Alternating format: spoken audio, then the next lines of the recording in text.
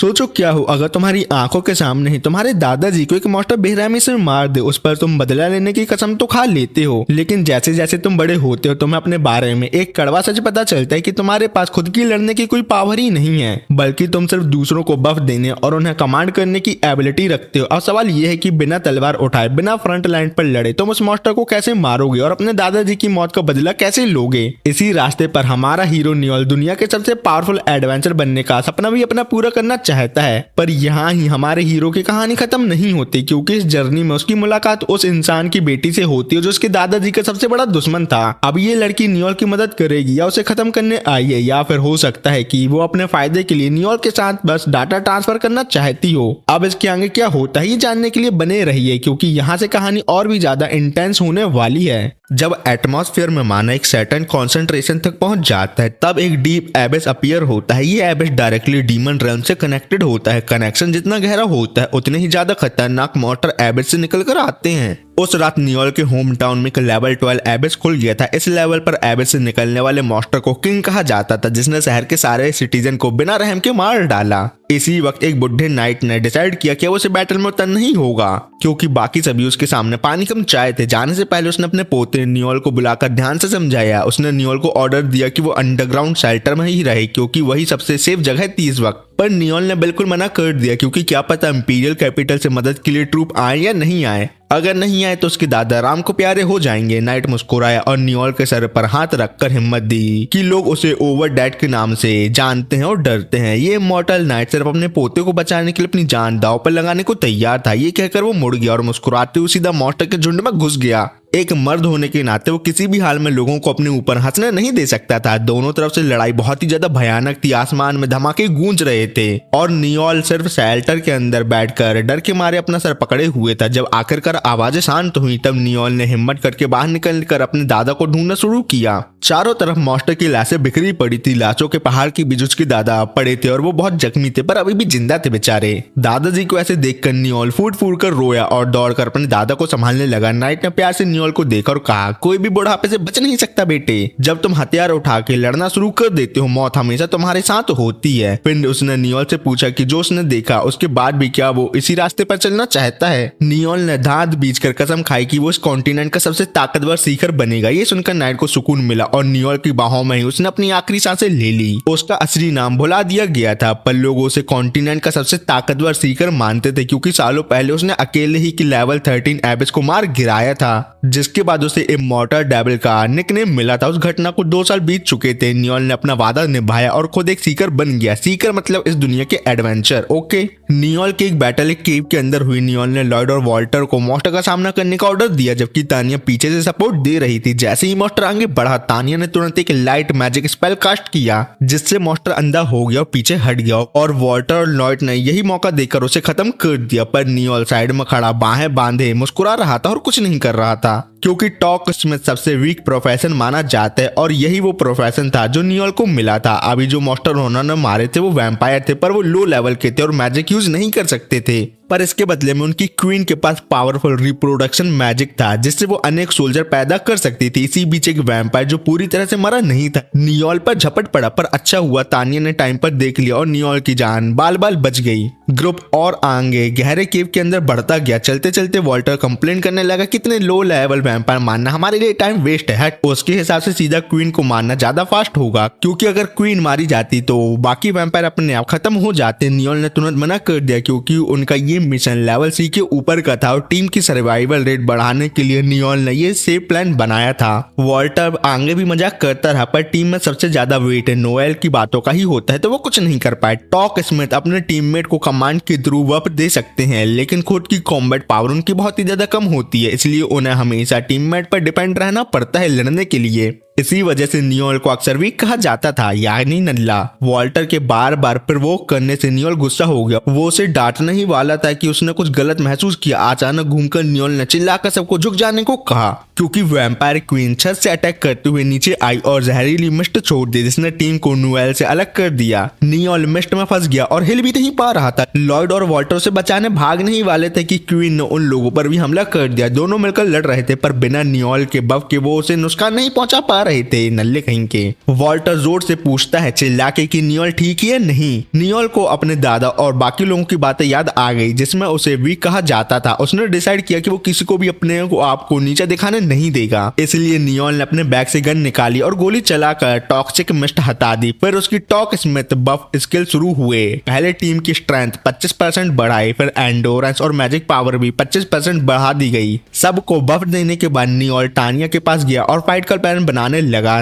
तानिया पीछे रहकर सीड बफ से वॉल्टर और लॉयड को प्रोटेक्ट कर रही थी। अचानक तानिया ने ऊपर एम्बुश देखा और थोड़ी डर गई, तो नियोल ने तुरंत तानिया की मेंटल स्ट्रेंथ बफ कर दी ताकि वो सपोर्ट जारी रख सके। लो लेवल वैम्पायर को नियोल खुद संभाल सकता था। वैम्पायर ऊपर से नियोल पर झपट पड़े, तब नियोल ने जोर से शाउट किया जिससे वो स्टन हो गए। नियोल के हाथ में जो गन थी वो सिल्वर मैजिक गन है, टॉक स्मिथ के लिए सेल्फ डिफेंस का एकमात्र वेपन। नियोल ने गोली चलाई और वैम्पायर जम गए, लेकिन एक बचकर उसकी तरफ भागने लगा, पर फिर भी नियोल शांत रहा। उसके पास सिर्फ एक बुलेट बची थी और मॉन्स्टर के अटैक करने में 28 सेकंड थे। नियोल मुस्कुराया और कहा ये काफी टाइम है, लेकिन लो लेवल वैम्पायर पर गोली चलाने के बजाय नियोल भैया ने क्वीन को शूट किया, जिससे वॉल्टर और लॉर्ड को कंबाइन अटैक करने का मौका मिल गया और उन्होंने क्वीन को तुरंत मार डाला। जैसे ही क्वीन मारी, बाकी वैम्पायर अपने आप काम करना बंद कर गए। बाद में पूरी टीम ने नियोल को उसके रिस्की प्लान के लिए डांटा, पर नियोल को कोई फर्क नहीं पड़ रहा था क्योंकि वो अपनी मर्जी का मालिक है। उस वक्त उसके दिमाग में सिर्फ अपने दादा का चेहरा था। बचपन में वो टॉक स्मिथ प्रोफेशन की वजह से बहुत रोता था, तब उसके दादा हमेशा हंसकर उसे हिम्मत देते थे। नियोल अपनी माँ जैसे ही क्राई बेबी था, लेकिन फर्क ये था कि नियोल के पास एक नेचुरल बॉर्न सीकर का टैलेंट था। इसी वजह से उसके दादा ने उसे कॉन्टिनेंट का सबसे ताकतवर सीकर बनाने का प्रॉमिस किया था और अब नियोल उसी रास्ते पर आगे बढ़ रहा है। मिशन कंप्लीट करने के बाद टीम इंपीरियल कैपिटल लौट आई और एक फीस्ट रखी। नियोल की टीम में वॉरियर वॉल्टर, हीलर तानिया और स्वॉर्डमैन लॉयड थे। 15 साल का होते ही नियोल इंपीरियल कैपिटल आया और यहाँ उसने इन टीममेट को ढूंढा। 1 साल से टीम स्मूथ चल रही थी और ये नियोल के सपने की पहली सीढ़ी थी कॉन्टिनेंट का सबसे ज्यादा ताकतवर सीकर बनने के लिए। फीस्ट के बाद नियोल ज्यादा खुश नहीं लग रहा था, तो वॉल्टर और उसे छेड़ते हुए कहता है कि उसने नियोल को मिशन गिवर के साथ हर पैसे गिनते हुए देखा। उसने एडवाइस दी कि एक सीकर को थोड़ा जेनरस होना चाहिए और ज्यादा पैसों के बारे में नहीं सोचना चाहिए। ये सुनते ही नियोल भैया गुस्से से वॉल्टर को घूरने लगे क्योंकि उसके दादा ने सिखाया था कि एक सीकर को पैसे का दीवाना होना चाहिए, क्योंकि पैसा होगा तो बेस्ट इक्विपमेंट मिलेंगे और बिना पैसों के टॉप तक पहुंचना नामुमकिन है। ये बात तो रियल लाइफ में भी लागू होती है। तानिया ने नियोल का सपोर्ट किया, लेकिन वॉल्टर फिर भी बोलता रहा और कहने लगा कि अगर नियोल अपनी कंजूसी नहीं छोड़ेगा तो टीम की रेपुटेशन खराब हो जाएगी। नियोल ने पलट कर जवाब दिया और दोनों रेस्टोरेंट में जोर जोर से लड़ने लगे। हालत इतनी ज्यादा बिगड़ गई थी कि लॉर्ड को बीच में आकर दोनों को रोकना पड़ा। बाद में जब रिवॉर्ड कलेक्ट किया गया तो इतने बड़े मिशन के बाद भी सब कुछ काटने पीटने के बाद हर किसी को सिर्फ 2,50,000 डोंग मिले। तानिया थोड़ी नाराज हुई। लॉर्ड ने उसका हाथ पकड़कर कहा कि कोई बात नहीं, आएंगे और मिशन करेंगे और हम पैसे कमा लेंगे, चिंता की कोई बात ही नहीं है। पर नियोल अब ऐसे मिशन नहीं लेना चाहता था। हर बार क्लैन के थ्रू मिशन लेने पर हैवी डिडक्शन होती थी और हाथ में कुछ खास नहीं बचता था, चिल्लर बचते थे सिंपल सा। नियोल को पता था कि इंपीरियल कैपिटल के स्पेशल मिशन सब टॉप क्लैन ले जाते हैं और उन जैसे लोगों को सिर्फ मेडियोकर काम मिलते हैं, इसलिए नियोल ने टीम के पैसों से अपना खुद का क्लैन बनाने का डिसाइड किया और ये आइडिया सभी को बताया और ये भी कहा कि जितने भी पैसों की कमी होगी वो नियोल खुद पूरा करेगा। पर तानिया डर गई और मना करने लगी, कहने लगी कि वो अभी नए हैं और एक क्लैन को मैनेज नहीं कर पाएंगे। लॉर्ड भी अनश्योर था, उसे लगता था कि इंपीरियल उन पर भरोसा नहीं करेगी और उन्हें मिशन नहीं देगी। पर नियोल भैया ने सब कुछ पहले से कैलकुलेट करके रखा था। इंपीरियल कैपिटल ए ट्राई एक ऐसी जगह थी जो सिटीजन को सीकर प्रोफेशन की तरफ गाइड करती थी। यंग और स्ट्रॉन्ग लोग पहले आगे बढ़ते और बाकी लोग उन्हें फॉलो करते थे और वैसे ही पैसे कमाए जाते थे। जैसे टॉप क्लैन में ज्यादातर यंग सीकर होते हैं, इस बार वॉल्टर ने नियोल का सपोर्ट किया। उसने कहा कि आगे स्ट्रगल करते रहना बेकार है, अपना खुद का क्लैन बनाना ही एक बहुत ही अच्छा और बेस्ट आइडिया रहेगा। दोनों साइड आमने सामने आ गई। नियोल बिल्कुल कॉम्प्रोमाइज करने के मूड में नहीं था। उसने सीधा कह दिया अगर तानिया और लॉर्ड एग्री नहीं करते तो वो अपना पैसा वापस लेगा और टीम छोड़कर भाग जाएगा, यानी चला जाएगा। लॉर्ड ने काफी सोच विचार के बाद हाँ कह दिया और डिसाइड हुआ कि परसों दोपहर इस बात पर फाइनल डिस्कशन होगी। उसके बाद सब अपने अपने घर चले गए, लेकिन एक बात हुई जिसका नियोल ने कभी सोचा भी नहीं था। फिक्स टाइम पर दोपहर को वॉल्टर भागता हुआ आया और नियोल को एक लेटर दिया कि तानिया और लॉर्ड ने उन्हें धोखा दे दिया था। लेटर के अंदर लॉर्ड का एक देर से लिखा हुआ माफीनामा था जो उसने अपने दोस्तों और दोनों टीममेट के लिए छोड़ा था। उसने लिखा था कि इन्वेस्टमेंट में उसके काफी पैसे डूब गए थे और नुकसान छुपाने के लिए उसने टीम के फंड को यूज कर लिया। अब जब नियोल उस पैसे को यूज करना चाहता था क्लैन बनाने के लिए, तो लॉर्ड समझ नहीं पा रहा था कि वो अपनी बात नियोल भैया को कैसे एक्सप्लेन करे, इसलिए उसने भाग जाने का फैसला किया। ये पढ़ते ही नियोल जोर जोर से हंसने लगा। क्योंकि उसे यकीन ही नहीं हो रहा था उनका लॉर्ड जो हमेशा लड़कियों के सामने हीरो बनता रहता था असल में इतना बड़ा कावड़ निकला। पर वॉल्टर बहुत गुस्से में था और समझ नहीं पा रहा था नियोल भाई हंस क्यों रहे हैं। दिल खोलकर हंसने के बाद नियोल ने क्यूरियस होते हुए वॉल्टर भाई से पूछा कि उसे ये लेटर कहाँ से मिला और कैसे। वॉल्टर ने बताया कि उसे एक खबर मिली थी कि जिस टैवरन में लॉर्ड रूम पर रेंट लेके रहता है वहाँ जॉब की हायरिंग हो रही है, इसलिए वॉल्टर वहाँ जॉब के लिए गया था। तभी टैवरन ओनर ने उसे ये लेटर दिया था। लॉर्ड और तानिया कल रात लगभग 8 बजे निकले थे रात को, अब सुबह के 10 बज चुके हैं, मतलब आधा दिन बीत चुका है। वॉल्टर गुस्से से भरा हुआ था और डिसाइड कर चुका था कि जैसे ही लॉर्ड उसे मिलेगा वो उसे बहुत ही गंदे तरीके से कुत्ते के जैसे पीटेगा। नियोल ने वॉल्टर की बचकानी सोच पर मुस्कुराते उसका कॉलर ही पकड़ लिया और याद दिलाया कि उनका गोल लॉर्ड को पीटना नहीं बल्कि पैसे वापस लेना है। अगर लॉर्ड भाग चुका है तो उसे पीटने से पैसे वापस नहीं मिलेंगे मेरे भाई, उल्टा हमारी और उसकी जानलेवा फाइट हो सकती है। वॉल्टर ने बात सुनी लेकिन फिर भी उसे समझ नहीं आया क्या नियोल सच में उसे छोड़ देगा। पर नियोल के चेहरे पर एक खतरनाक मुस्कान थी जिससे साफ पता चल रहा था लॉर्ड के खिलाफ उसका बदला बहुत ही भयानक होने वाला है, जिसके बारे में सपने में भी किसी ने सोचा नहीं होगा। उसके बाद नियोल और वॉल्टर टैवरन गए। अंदर जाने से पहले नियोल ने एक बार फिर वॉल्टर को याद दिलाया वो शायद थोड़ा बेवकूफ हो पर वो बेकार नहीं है और हर किसी का अपना काम होता है और दिमाग वाला काम उस पर छोड़ देना चाहिए। नियोल ने टैवरन का दरवाजा खोला, अंदर गया और जोर से चिल्ला के कहा कि उसके पास एक मिशन है सभी सीकर के लिए जो यहाँ मौजूद हैं और इस मिशन का टारगेट थे लॉर्ड और तानिया जो उनका पैसा लेके भाग गए थे। जो भी टीम उन्हें पकड़ कर लाएगी उसे 2 मिलियन डोंग का रिवॉर्ड वो देगा।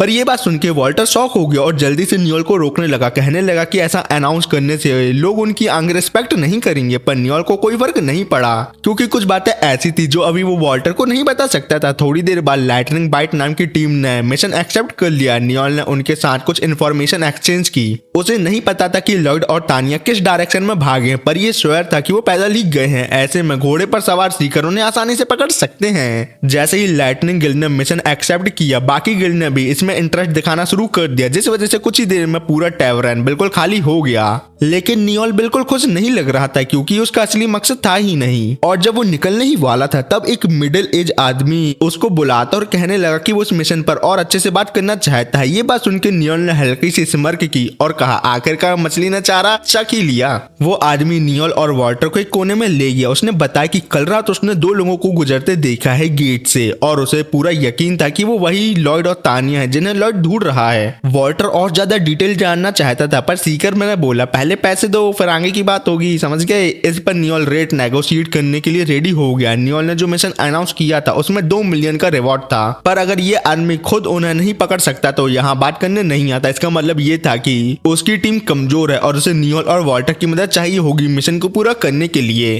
तो इस केस में नियोल सिर्फ 1 मिलियन डोंग देगा। ये सुनते ही सीकर के माथे पर पसीना आ गया। उसने कहा कि कम से कम 1.5 मिलियन तो होना चाहिए पर नियोल ने बोला 1 मिलियन मतलब 1 मिलियन, 1 मिलियन से एक पैसा ज्यादा नहीं दूंगा। नियोल ने उसे पहले से ही हैड टू डू एसेस कर लिया था। वो पुराना थका हुआ सीकर, बेकार इक्विपमेंट और कमजोर बॉडी जो क्लियरली डेस्परेट था किसी भी तरह से पैसे कमाने के लिए। इसलिए आखिर में मजबूर होकर उसने डील मान ली और बताया कि लॉर्ड और तानिया को उसने साउथ गेट से निकलते देखा था और उसके हिसाब से उन्हें कैरन नॉट विलेज से गुजरना ही होगा अपने आप को आगे ले जाने के लिए। ये इन्फो मिलते ही नियोल ने वॉल्टर और 100 आदमी की एक टीम को साउथ गेट पर इकट्ठा होने को कहा जबकि वो खुद कुछ अधूरा काम निपटाने चला गया। सुट्टा मारने नहीं गया, आगे देखो क्या होता है। काफी देर बाद नियोल वापस आया। उसी वक्त लॉर्ड और तानिया कैरन नॉट विलेज पहुंच चुके थे। चलते हुए लॉर्ड तानिया को तसल्ली दे रहा था, अरे बेबी सब ठीक हो जाएगा, क्योंकि मैं नियोल के नेचर को अच्छे से जानता हूँ, जिसके हिसाब से जब नियोल समझ लेगा कि उसे हमसे पैसे वापस नहीं मिल सकते तो वो हमारा पीछे ही नहीं आएगा, सब मेरे को अच्छे से पता है। लेकिन जैसे ही उसने ये बात खत्म की नियोल उसके पीछे खड़ा था और उसने तुरंत एक स्किल यूज करके दोनों को पैरालाइज कर दिया और बांध दिया।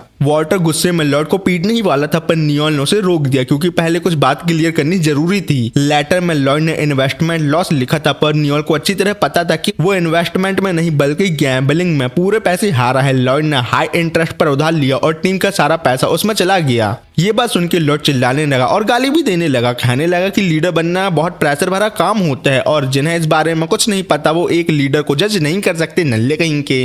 ये सुन के नियोल ने तुरंत लॉर्ड के मुंह पर लात बरसा दी और याद दिलाया कि लीडर बनने का फैसला लॉर्ड ने खुद किया था, किसी ने उसके ऊपर ये जिम्मेदारी थोपी नहीं थी। खून थूकने के बाद लॉर्ड बहुत ही ज्यादा डरा सहमा हो गया और माफी मांगने लगा पर नियोल बस मुस्कुराए और बोला माफी नहीं मिलेगी, चलो दे दूंगा पर पहले तुम लोगों को 1000 वार मेरे सहने पड़ेंगे। करेंगे, जिंदा बच गए तो ले लेना माफी। ये सुन के तानिया डर गई, फिर भी लॉयड के लिए भीख मांगने लगी, पर इस पर नियोल ने तानिया पर एक स्किल यूज की ताकि वो सच बोले। सच ये निकला कि तानिया और लॉयड ने दोनों नसान मिलकर गैम्बलिंग करने में टीम का सारा फंड उड़ा दिया था। इंपीरियल लॉ के मुताबिक टीम के पैसों का घोटाला करने में 10 साल की सजा मिलती है, वो भी जेल की। 10 साल की जेल हर किसी के लिए एक बर्बादी थी। और ये बोल के नियोल जोर जोर से हंस पड़ा। तभी बुढ़ा सीकर पैसे मांगने आया। नियोल ने थोड़े ठंडे टोन में कहा, पेमेंट मिल जाएगी, पहले काम निपटाने के बाद दूंगा, रेस्ट लो थोड़ा। तो आदमी ने सोचा नियोल उसे उल्लू बना रहा है और उसने चाकू निकाल कर अटैक कर दिया, लेकिन अगले ही पल नियोल ने एक ऐसा पंच मारा जिससे वो आदमी मुंह से झाग निकालते हुआ गिर गया।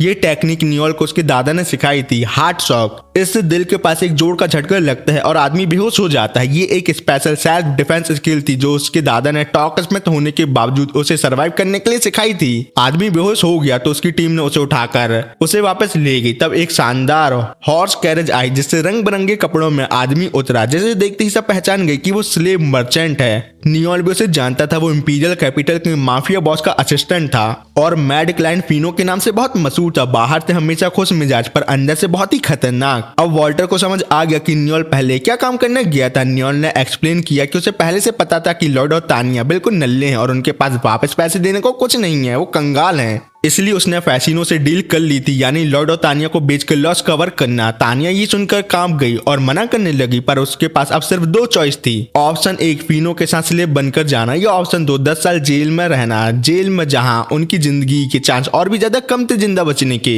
ये सुन के तानिया बेचारी चुप हो गई, पर फिनो ने खुशी खुशी माल इंस्पेक्ट किया और 2 जवान और हेल्दी लोगों के सिर्फ 6 मिलियन डोंग देने का वादा किया। इतनी सस्ती डील देख के नोएल भी हैरान हो गया। फिनो ने धीरे से बताया कि चेस ने अभी कुछ दिन पहले ही फालतू फिजूल खर्ची के खिलाफ कुछ रूल निकाला है, इसलिए अगर फिनो ने ज्यादा पैसा खर्च किया तो वो पक्का पकड़ा जाएगा। तो मजबूरी में नियोल ने प्राइस 15 मिलियन डोंग रखी, पर इतना ज्यादा पैसा सुन के फियोन बहुत ही ज्यादा गुस्सा हो गया और नियोल की कॉलर पकड़ ली। पर नियोल का असली प्लान बिजनेस का मौका बनाना था, ना कि फिनो से लड़ना। उसने फिनो को बताया कि ऐसे टाइम में इतनी महंगी डील रिच लोगों का ध्यान खींचती, ऊपर से दोनों दिखने में भी अच्छे थे, तो फिनो प्राइस बढ़ाकर बड़ा मुनाफा कमा सकता था। ये समझकर वो मान गया और डील हो गई। लॉर्ड और तानिया ले जाए गए। तानिया चीखती रही, माफी मांगती रही, पर नियोल बिल्कुल भी नहीं पिघला। सख्त लौंडा है ना, इसलिए, क्योंकि एक बार धोखा देने वाला अगली बार भी जरूर धोखा देता है। और ये बात है किसी और चीज पे भी लागू होती है। जिसको समझ आ गया वो बाकी लोगों को कमेंट बता सकता है। प्रॉमिस के मुताबिक नियोल ने ओल्ड सीगर को 1 मिलियन डोंग दे दिए, लेकिन वो लोग नियोल के तरीके से नफरत करने लगे और उसे डिक्टेटर और डेविल कहने लगे। पर नियोल को कोई फर्क नहीं पड़ा, क्योंकि सीकर की दुनिया में इविल होना स्ट्रॉन्ग बनने का हिस्सा होता है। पर अगले दिन वॉल्टर ने अपना आर्मर उतार कर कैपिटल के गेट पर खड़ा हो गया, जहां नियोल खुद उसे वॉटर बाइन की देने आया, क्योंकि वॉल्टर ने सीकर बनने का सपना छोड़ देने का फैसला किया था और अपने होम टाउन लौट रहा था। और नियोल भी उसे रोकने की ज्यादा कोशिश नहीं करता, क्योंकि जो एक बार जाने की सोच लेता है वो किसी भी हालत में रुकने को तैयार नहीं होता। और मेरी ये बात दिल टूटे आशिक अच्छे से समझ सकते हैं। वॉल्टर के जाने के बाद ऊपर से शहर को देखते हुए नियोल ने सिर्फ एक सांस लिया और समझ गया कि अब उसे सब कुछ दोबारा से शुरू करना होगा। उसी वक्त नियोल की नजर एक सांप की पुरानी खाल पर पड़ी। जैसे सांप अपनी खाल उतार कर और स्ट्रॉन्ग बनता है, बिल्कुल नियोल भी ऐसा ही करेगा, जिसके मुताबिक वो अब अपनी न्यू टीम बनाएगा और पहले से भी ज्यादा ताकतवर बनेगा। नेक्स्ट डे इंपीरियल कैपिटल एट्राई की सड़कों पर एक सफेद बालों वाली लड़की नोटिस बोर्ड को लगातार घूर रही थी। फिर अचानक उसके चेहरे पर मुस्कान आ गई और उसने कहा, आखिरकार मैंने नियोल को ढूंढ ही लिया। उधर नियोल एक टैवरन में बैठा हुआ था लाइटनिंग बाइट टीम के लीडर वुल्फ के साथ। वुल्फ बार बार नियोल को समझा रहा था कि यो यहाँ बैठकर टाइम वेस्ट करना बेकार है, क्योंकि इस टैवरन में आने वाला हर सीकर किसी न किसी टीम या क्लैन का हिस्सा होता है। पर नियोल को इस बात से कोई फर्क नहीं पड़ता। उसने सीधा वुल्फ से कह दिया कि वो ज्यादा बकबक करता है और उसे वहां से भगा दिया। लेकिन वुल्फ इतनी आसानी से हार मानने वालों में से नहीं था। क्या मतलब वन साइड लवर है वो, क्योंकि उसे अच्छी तरह पता था कि नियोल जैसे टॉक स्मिथ अकेले फाइट नहीं कर सकते, इसलिए वो हमेशा नियोल को अपनी टीम ज्वाइन करने का इनवाइट देता रहता था। नियोल लाइटनिंग बाइट टीम को काफी अच्छे तरह से जानता था। वुल्फ सिर्फ लीडर ही नहीं बल्कि एक अच्छा शॉटमैन भी था। उसके साथ एक बहुत ही कैपेबल एल्फ आर्चर भी थी और टीम के बाकी मेंबर भी काफी ज्यादा स्किल थे। भले ही वो सिर्फ सी रैंक टीम थी, लेकिन उनमें पोटेंशियल बहुत ही ज्यादा था। वुल्फ फिर से नियोल को समझाने लगा कि नए मेंबर रिक्रूट करने के बजाय उसके साथ टीम ज्वाइन करना ज्यादा फास्ट और प्रॉफिटेबल होगा उसके लिए। इसी बीच एल्फ आर्चर लीसा ने वुल्फ को टोक दिया और कहा कि जब कोई तुम्हें रिजेक्ट कर देता है तो सामने वाले पर्सन को फोर्स करना नहीं चाहिए और इसी वजह से तुम अभी तक नल्ले सिंगल हो, कचड़ा कहीं के। इतनी बेइज्जती सुनकर वुल्फ बहुत ही ज्यादा एम्बेरस हो गया। जैसे ही वो नियोल पर स्किल यूज करने वाला था उसे अपनी टीम ज्वाइन कराने के लिए, नियोल ने अचानक हाँ कह दी, लेकिन एक कंडीशन के साथ वो टीम ज्वाइन करेगा पर लीडर वो बनेगा। वुल्फ के जवाब का वेट किए बिना टीम के बाकी सारे मेंबर ने तुरंत हाँ में सिर हिला दिया। उनका कहना था कि नियोल वुल्फ से ज्यादा स्मार्ट है, इसलिए लीडर बनना नियोल का हक बनता है। बात लॉजिकल थी, लेकिन प्रॉब्लम ये थी कि टीम के बनने के पहले दिन से लीडर वुल्फ ही था। अगर नियोल लीडर बन गया तो वुल्फ क्या करेगा? तो नियोल ने कहा कुछ नहीं, घुइयां छीनना बैठे बैठे और क्या करना। पर इन्हीं बातों के बीच पीछे से आवाज आई जिसने सबको चौंका दिया। लीसा जैसे शार्प सेंस वाली एल्फ को भी इस बात का अंदाजा नहीं हुआ कि कोई उन लोगों के पास आ चुका है, वो भी इतना ज्यादा। वो औरत आगे आई, अपनी टोपी उतारी और अपना नाम आलमा बताया। उसने कहा कि उसने नियोल का रिक्रूटमेंट नोटिस देखा था, इसलिए वो यहाँ आई है। इसी के साथ नियोल का इंटरव्यू शुरू हो गया। पहला सवाल नियोल ने उसकी एज के बारे में पूछा क्योंकि मम्मी को छोटी एज वाली लड़की पसंद है। अरे नहीं, आलमा ने आराम से जवाब दिया कि वो नियोल से 5 साल बड़ी है, मतलब बहन लगी। इसके बाद वुल्फ की टीम ने काफी बेकार और नल्ले सवाल पूछ डाले, लेकिन नियोल का सबसे ज्यादा मतलब था आलमा का प्रोफेशन क्या है। तो आलमा ने बताया मैं सी क्लास स्काउट हूँ, जो बिल्कुल वही था जो नियोल चाहता था। आखिरकार सवाल में नियोल ने पूछा कि आलमा सीकर क्यों बनी। आलमा ने बिल्कुल सच बोला, उसे सीकर बनने में इंटरेस्ट नहीं था बल्कि ओवरडर के पोटे में था। ओ मतलब नियोल में। सालों पहले आलमा के दादा का डुअल नियोल के दादा से हुआ था, जिसमें उसके दादा ने अपना एक हाथ खो दिया था और आलमा के दादा का नाम था एल्कर। जैसे ही ये बात सामने आई पूरे टैवरन शांत रह गया और ऐसा भी बोला जा सकता है सबकी गीली हो गई, जिसमें नियोल भी शामिल था और वो पसीने बहाने में लग गया क्योंकि एल्कर नाम बहुत मशहूर था। एल्कर असैसिन सेक्ट से था, वो सेक्ट जो पैसों के लिए किसी को भी काट डालता था, मतलब मार देता था। एल्कर उस सेक्ट का पहला चेयरमैन और एक लेजेंडरी असैसिन भी था। तभी टैवरन में एक काला लंबा, गंदे लोग आगे सुनो, और बदबूदार आदमी लोगन खड़ा हुआ और आलमा पर चिल्लाने लगा। उसने कहा कि उसे यकीन नहीं होता कि आलमा एल्कर की पोती है क्योंकि उसे कभी ऑफिशियल सीकर माना नहीं गया है, इसलिए वो इस टैवरन में अलाउड नहीं है।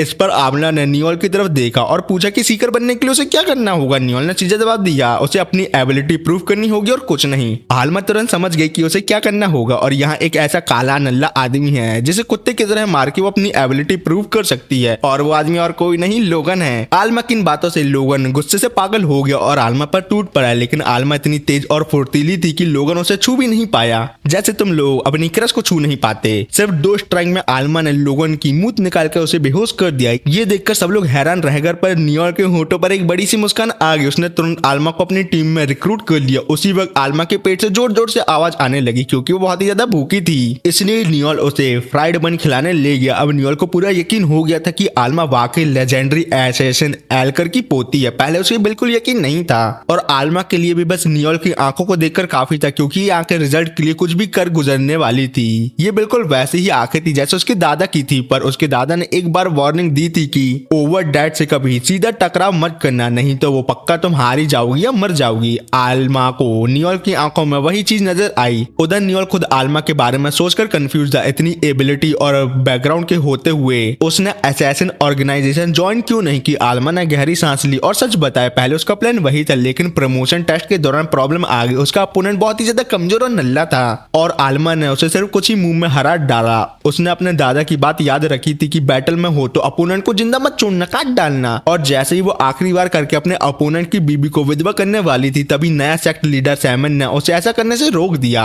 ऐसा नहीं, वो आदमी उसका दामाद था, पर आलमा की किलिंग इंटेंट देखकर सैमन ने उसे अनस्टेबल कह के दिया और तुरंत सेक्ट से निकाल डाला। बन खाते हुए आलमा ने कहा कि अब असैसिन सेक्ट में बड़े रिफॉर्म चल रहे हैं। सैमन ने पूरा सिस्टम बदल दिया है। अब वो एम्पायर के अंदर एक लीगल गिल्ड बनाना चाहते हैं। शैडो में काम करने के बजाय इंटेलिजेंट एक्टिविटी पर फोकस कर रहे हैं। ये सुनकर नियोल पसीने में आ गया क्योंकि ये कॉन्फिडेंशियल बातें थी जो आलमा इतनी कैजुअली शेयर कर रही थी और शायद नियोल को ऐसा लग रहा था ये सब बातें जानने की वजह से असैसिन सेक्ट वाले उसे निपटा देंगे। पर आलमा बस मुस्कुराई और अपना सीना थपथपाती हुए बोली कि जब तक वो उसके साथ है नियोल हमेशा सेफ रहेगा, क्योंकि आलमा हमेशा अकेले काम करती आई है। उसे टीम कॉम्बैट का कोई भी एक्सपीरियंस नहीं है, इसलिए नियोल ने उसे क्रैश कोर्स देने का डिसाइड किया। वो उसे जंगल ले गया, मंगल करने के लिए नहीं मेरे भाई लोग, ट्रेनिंग देने के लिए, जहां नियोल चलते चलते टॉक स्मिथ की एबिलिटी आलमा को समझाने लगा। उसके बफ बहुत ही ज्यादा पावरफुल होते हैं और पूरी बैटल कारों को बदल सकते हैं, लेकिन अगर उसने एक भी गलत जजमेंट ली तो पूरी टीम तुरंत डेंजर में आ सकती है। इसलिए टीम मेंबर का एक दूसरे पर ब्लाइंड ट्रस्ट सबसे इंपॉर्टेंट होता है। ज्यादातर टॉक स्मिथ के पास कॉम्बैट एबिलिटी नहीं होती, लेकिन नियोल अलग था, उसके पास खुद को बचाने के कई तरीके थे। अगर ऐसे नहीं होते तो वो कब का भगवान को प्यारा हो गया होता। नियोल आल्मा को एक नदी के पास ले गया और ट्रेनिंग शुरू की। आल्मा का टास्क था आसपास के हॉर्न रैबिट पकड़ना। ये काम उसके लिए इजी था, लेकिन असली पर्पस ये देखना था कि वो टॉक स्मिथ के बफ के साथ कितनी देर तक एडेप्ट कर सकती है। स्काउट के पास स्पीड बूस्ट होता है, लेकिन बॉडी को बफ के साथ सिंक होने के लिए प्रैक्टिस चाहिए होती है। नियोल की पुरानी टीम को इस बफ की आदत डालने में पूरा 1 महीना लग गया था। आल्मा ने ऑब्जर्वेशन स्किल यूज करके 200 मीटर के एरिया में 13 हॉर्न रैबिट डिटेक्ट कर लिए थे। नियोल ने ऑर्डर दिया कि सिर्फ एक रैबिट पकड़कर 10 सेकंड में वापस लाना है। नियोल ने उसे स्ट्रेंथ बफ दिया। आल्मा ने स्पीड बढ़ाई और दौड़ पड़ी। 10 सेकंड ज्यादा थे तो आल्मा ने सिर्फ 8 सेकंड में सारे 13 रैबिट पकड़ डाले और नियोल के सामने रख दिया। ये देखकर नियोल पसीने में भीग गया और समझ गया कि इतनी फास्ट एडेप्टेशन सिर्फ नेचुरल टैलेंट से हो सकती थी। टेस्ट पूरी तरह क्लियर हो गया और आल्मा ने परफेक्टली स्कोर किया था। जिसके बाद नियोल ने आल्मा को अपना पहला मिशन बताया, जहां उन्हें मिंट विलेज से आई मिशन को पूरा करना है, जहां रिसेंट में बैंडेड दिख रहे हैं। नई टीम के नाते उन दोनों का पहला काम उन बैंडेड को खत्म करना था। रास्ते में नियोल ने आल्मा को सीकर जॉब के बारे में बेसिक समझाया। हर सीकर का काम एबेस से लड़ना नहीं होता। कोई बैंडेड हंट करता है, कोई मॉन्स्टर को, कोई ट्रेजर ढूंढता है और कोई रैलिक एक्सप्लोर करता है। इस मिशन में उन्हें बैंडेड से निपटना था। ये काम लोकल लॉर्ड का होता है, लेकिन वो लोग बहुत धीरे मूव कर रहे थे और इसी हिसाब से जब तक वो गांव तक मदद भेजेंगे तब तक गांव का जी तक बचा नहीं होगा। मिशन देने वाले गरीब किसान थे, इसलिए नियोल को रिवॉर्ड से ज्यादा उम्मीद नहीं थी। वो बस अपनी नई टीम को टेस्ट करना चाहता था। पूरा दिन ट्रैवल करने के बाद वो मिंट विलेज तक पहुंच नहीं पाए तो रास्ते में एक टाउन में रुककर रात बितानी पड़ी उनको। लेट होने की वजह से सारे रूम बुक थे, पर बड़ी मुश्किल से नियोल को एक कमरा मिला, वो भी सिर्फ एक बेड के साथ। तो नियोल ने जेंटलमैन की तरह बेड आल्मा को दे दिया और खुद फ्लोर पर सोने का डिसाइड किया, क्योंकि उसे आल्मा जैसे कलूटी लड़की के साथ डाटा ट्रांसफर करना पसंद नहीं था। थोड़ी देर बाद नियोल बाथरूम से बाहर आया। उसकी मस्कुलर बॉडी देखकर आल्मा तो बोल पड़ी। ये कितना अफसोस है कि नियोल का प्रोफेशन कॉम्बैट ओरिएंटेड नहीं है, इसलिए साला वो चाहे जितनी भी ट्रेनिंग कर ले उन लोगों के जितना पावरफुल नहीं हो पाएगा जिनके पास कॉम्बैट प्रोफेशन होता है। आगे आल्मा ने कहा काश नियोल का प्रोफेशन भी उसके दादा जैसा होता तो वो कब का दुनिया का सबसे स्ट्रॉन्गेस्ट सीकर बन चुका होता। इन बातों को सुनकर नियोल ने तुरंत आल्मा को आंख बंद करने को कहा और उसके माथे पर जोर से टपली मार दी, जो ये फालतू बातों करने की सजा थी। उस रात नियोल सो नहीं पाया। वो करवटें बदलते रहा। आल्मा की बातें वो अच्छी तरह समझ गया था, क्योंकि कभी वो खुद भी अपने प्रोफेशन की वजह से रोया करता था। एक अच्छी और आराम भरी रात के बाद नियोल पता नहीं कैसे आल्मा के पॉम से चिपका मिलता है, पर वो दोनों दूसरे दिन तक गांव पहुंच जाते हैं, जहां विलेज चीफ खुशी खुशी नियोल का स्वागत करने बाहर आया। लेकिन जब उसे पुरानी टीम का कोई भी मेंबर नजर नहीं आया तो वो थोड़ा हैरान हो गया। जब उसे पता चला कि सब लोग टीम छोड़ चुके हैं तो उसके चेहरे पर चिंता साफ दिखने लगी। नियोल पहले से ही ये बात जानता था, इसलिए उसने तुरंत विलेज चीफ को तसल्ली दी और कहा कि फिलहाल उनकी टीम में सिर्फ वो और खुद आल्मा ही है, लेकिन आज ही बैंडेड को वो खत्म कर देंगे। टेंशन की कोई बात ही नहीं है विलेज चीफ तुमको। विलेज चीफ ने आल्मा और नियोल को चाय के लिए अंदर बुलाया। नियोल ने काफी शिष्टाचार से विलेज चीफ की बेटी को ग्रीट किया। कोने में छुपी हुई लड़की थोड़ी सी घबरा गई जैसे ही उसने नियोल को देखा और अंदर की तरफ दौड़ लगा दी। विलेज चीफ बस मुस्कुराया और बेटी की तरह से सफाई दी कि वो थोड़ी शर्मीली और कुछ नहीं। असल में जब उसे पता चला था कि नियोल आ रहा है तब से वो उससे मिलने के लिए काफी ज्यादा उत्साहित थी। काफी नल्ली बातें हो चुकी थी, इसलिए निकलने से पहले नियोल ने पेमेंट की बात याद दिलाई। पहले एडवांस के तौर पर 2 लाख डोंग मिलने थे और बाकी 3 लाख मिशन कंप्लीट करने के बाद विलेज चीफ ने बिना किसी झिझक के 2 लाख पैसे दे दिए, जो नियोल को थोड़ा सा सरप्राइजिंगली लगा। लेकिन उसे ये महसूस हुआ कि ये लोग काफी समय से बैंडेड से निपटने के लिए पैसे जमा कर रहे थे और कुछ नहीं। उसके बाद विलेज चीफ ने बैंडेड की जानकारी दी कि लगभग 20 बैंडेड का ग्रुप था, जो आसपास के गांव में लोगों को मारते, लूटपाट करते और औरतों को उठा ले जाते थे और उनके साथ बिना पैसे दिए डाटा ट्रांसफर करते थे। नियोल को बैंडेड के रहने सहने का तरीका अच्छी तरह पता था। वो उनका साथी नहीं था, उसे बस पता था बैंडेड होने के बावजूद उनका एक ठिकाना जरूर होता है। विलेज चीफ का अंदाजा था कि वो पूरब की जंगल की तरफ छुपे होंगे। जानकारी मिलते ही नियोल और आल्मा तुरंत निकल पड़े। जैसे ही वो घर से बाहर आए आल्मा ने तुरंत नियोल को डांट दिया और कहा कि चीफ की बीवी और बच्चे उसके पास बैठे थे, फिर भी वो उसके बड़े बड़े और मुलायम पम को घूर रहा था। इसी वक्त विलेज चीफ की बेटी उनके पीछे भागती हुई आई और नियोल को मिशन कंप्लीट करने के लिए चीयर करने लगी। उसने नियोल की तरफ एक बैम्बू पिन वॉल बढ़ाया। पिछली बार जब नियोल गाँव आया था तो उसने बच्चों को ये खिलौना बनाया ना सिखाया था, जो पिन व्हील अब नियोल के सामने था वही उसका दिया हुआ तोहफा था जिसे लड़की ने अपना खजाना बनाकर संभाल के रखा था। इतना कहकर वो शर्मा गई और तुरंत अंदर भाग गई। ये सब देख के आलमा ने होंठ टेढ़े करते हुए नियोल को देखा और कहा कि नियोल भले ही शरीफ लगता हो लेकिन उससे उम्मीद नहीं थी कि वो एक छोटी सी लड़की को भी अपने प्यार में गिरा सकता है। लेकिन आगे वो कहती है कि उसके नींबू हैं और मेरे तरबूज। पर नियोल ने आलमा को जवाब देने की जहमत नहीं उठाई, बस आलमा को डांट दिया और दोनों साथ आगे निकल पड़े। शाम होते हुए नियोल ने बैंडेज का अड्डा ढूंढ लिया। विलेज चीफ की जानकारी बिल्कुल गलत निकली क्योंकि बैंडेज की संख्या अंदाजे से कम 2 गुना ज्यादा थी, मतलब 40 थे यार। जल्द ही नियोल की नजर बैंडेज के लीडर पर पड़ी। उसका चेहरा कुछ जाना पहचाना लग रहा था उसको। थोड़ी देर सोचने के बाद नियोल को याद आ गया, ये गॉर्डन द रेजर था, एक वांटेड क्रिमिनल जिसकी बाउंटी 2 लाख मिलियन डोंग थी और वो एक क्लास बी स्काउट था। नियोल ने आलमा से पूछा क्या वो बैंडेज लीडर को हरा पाएगी। आलमा पूरे बैंडेज से अकेले निपटने का भरोसा नहीं रखती थी, लेकिन अगर सिर्फ लीडर के साथ 1-on-1 फाइट होती तो पूरी तरह से कॉन्फिडेंट थे कि वो उसे निपटा देगी। नियोल के लिए इतना ही काफी था। उसने एक प्लान बनाया ताकि बाकी बैंडेज अपने लीडर की मदद करने ना आ पाए। प्लान की शुरुआत नियोल के एक स्किल से हुई जिससे वो दूर से भी आलमा के साथ बात कर सकता था। फिर आलमा लीडर के टैंक के पास पहुंच गई और अपनी पोजीशन ले ली। सिग्नल मिलते ही लियोन ने अपनी रोरिंग स्किल यूज की जिससे पूरे एरिया के बैंडेज पैरालाइज हो गए। इसी मौके का फायदा उठा के आलमा टैंक के अंदर घुस गई और लीडर को एक ही जानलेवा वाल में निपटा डाला, मतलब मार दिया। अगला ऑर्डर नियोल का था कि आलमा बाकी बैंडेज को रोके रखे जब तक वो नीचे नहीं पहुंच जाता। वैसे रोके रखना कहना काफी कम था उसके लिए क्योंकि आलमा के लिए पूरी जगह साफ कर सकती थी। नियोल रस्सी के सहारे नीचे उतरा, बैंडेज के चेहरों पर फिलर फेंकी और उन्हें अंधा कर दिया। फिर फायर बुलेट से उन्हें जला डाला। इस तरह बैंडेज का पूरा सफाया उसने कर डाला। नियोल लीडर का सर सबूत के तौर पर विलेज चीफ के पास ले आया। जब पेमेंट की बात हुई तो चीफ ने पहले डिनर का इनवाइट दिया क्योंकि खाना पहले से ही तैयार था। नियोल और आर्मा ने इनविटेशन एक्सेप्ट किया। खाने के दौरान चीफ ने गर्व से बताया कि उसकी बेटी स्वॉर्डमैन प्रोफेशन रखती है और सीकर बनना चाहती है। नियोल ने डिटेल में समझाया कि सीकर बनने के लिए क्या क्या करना पड़ता है। पहले उम्र पूरी होनी चाहिए, फिर इंपीरियल कैपिटल के ट्रेनिंग स्कूल में 2 साल पढ़ना होता है जो काफी महंगा होता है। इसलिए नियोल ने उसे सलाह दी कि वो पहले अच्छे सारे पैसे इकट्ठा करे, फिर किसी सीकर टीम के साथ इंटर्न या एरेंड रनर के तौर पर काम करे और थोड़ा एक्सपीरियंस कमाए। लड़की ने नियोल की शुरू से लेकर अंत तक पूरी बात ध्यान से सुनी। फिर उसने नियोल से पूछा जब वो सीकर बन जाएगी तो क्या नियोल उसे अपनी टीम में शामिल करे। नियोल सिर्फ मुस्कुराया और कहा कि अगर तब तक वो भी सीकर रहा तो उसे अपनी टीम में लेने के लिए उसे कोई भी प्रॉब्लम नहीं होगी और वो खुशी खुशी उसे अपनी टीम में लेगा। इसी वक्त विलेज चीफ एक बॉटल वाइन ले आया और बोला कि ये उसकी बेटी के सपने के सेलिब्रेशन के लिए है और कुछ नहीं। वाइन डालने के बाद वो बार बार नियोल और आलमा को पीने के लिए कहने लगा। नियोल मुस्कुराया और बॉटल वापस उसकी तरफ सरका दी, कहते हुए कि जब वाइन ऑफर की जाती है तो पहले होस्ट को पीना चाहिए वरना ये बहुत बड़ी बदतमीजी मानी जाती है। तो विलेज चीफ ने कहा अरे मैं तो पीता ही नहीं हूँ। और फिर विलेज चीफ और भी ज्यादा हिचकिचाने लगा तो नियोल ने सीधा कह दिया कि कौन इस जहरीली वाइन को पिएगा, सही कह रहा हूं ना मैं विलेज चीफ। ये सुनते ही विलेज चीफ और उसकी बीवी डर के मारे पीछे हट गई, पर तब भी चीफ ने सख्त मना कर दिया। लेकिन नियोल सब पहले से जानता था। 3 वजह थी जिससे उसे ये वाइन में पॉइजन है ये पक्का था। पहला, चीफ ने बैंडेज की गिनती झूठी बताई ताकि कम पैसे देने पड़े उसको।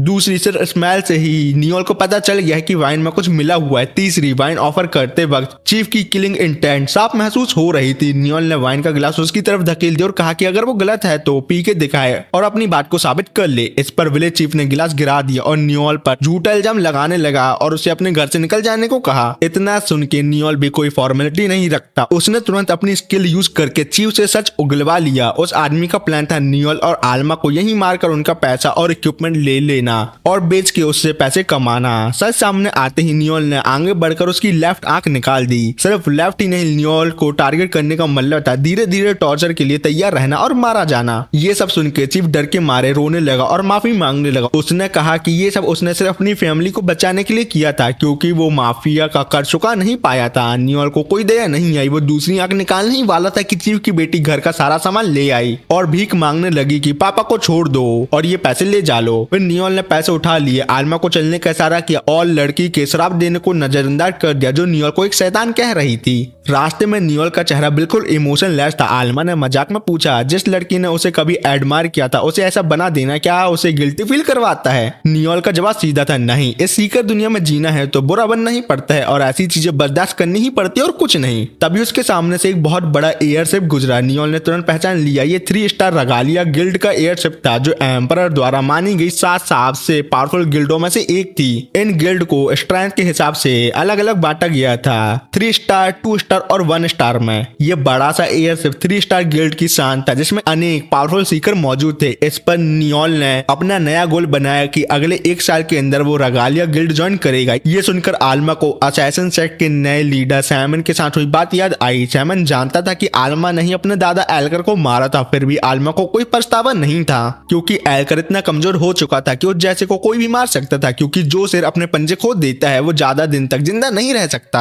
आल्मा एल्कर से नफरत करती थी क्योंकि वो उसकी पोती नहीं बल्कि बायोलॉजिकल बेटी थी। एल्कर ने कई जवान लड़कियों का अपहरण करके उनसे बच्चे पैदा करवाए थे। उसने कभी अपनी औलाद की परवाह नहीं की, बस ओवरडेड के हाथ हुई अपनी हार का दाग मिटाना चाहता था वो। इसी जुनून ने आल्मा के सारे सिबलिंग को मार दिया, बस आल्मा अकेली बची और वो सबसे कैपेबल निकली। इसी वजह से सैमन ने उसे असैसिन सेक्ट से निकाल दिया क्योंकि उसकी ताकत ही सेक्ट के लिए एक दिन खतरा बन सकती थी और कुछ नहीं। सैमन की बातें सुन के आल्मा फूट फूट कर रो पड़ी, सोचती हुई कि 21 साल की तकलीफ और ट्रेनिंग का क्या मतलब था। उसने गुस्से में चिल्लाया लेकिन सालमन को कोई फर्क नहीं पड़ा, कौन सा वो उसकी बेटी थी। उसने सिर्फ एक सलाह दी, अब अपनी मर्जी से जियो और कुछ नहीं। उसने ये भी बताया कि ओवरडेड का पोटा इंपीरियल कैपिटल में सीकर के रूप में काम करता है और वो एक टॉक स्मिथ प्रोफेशन का है, अगर आल्मा चाहे तो उससे मिल सकती है। और आल्मा ने वही किया। इसी वक्त आल्मा आगे बढ़ी और नियोल को जोर से गले लगा लिया और मुस्कुराते हुए उससे कहने लगी कि वो हमेशा नियोल के साथ लड़ती रहेगी। नियोल ने ये सब सुना लेकिन वो बिल्कुल हैरान रह गया, उसे समझ नहीं आ रहा था कि अचानक ये सब क्या हो रहा है।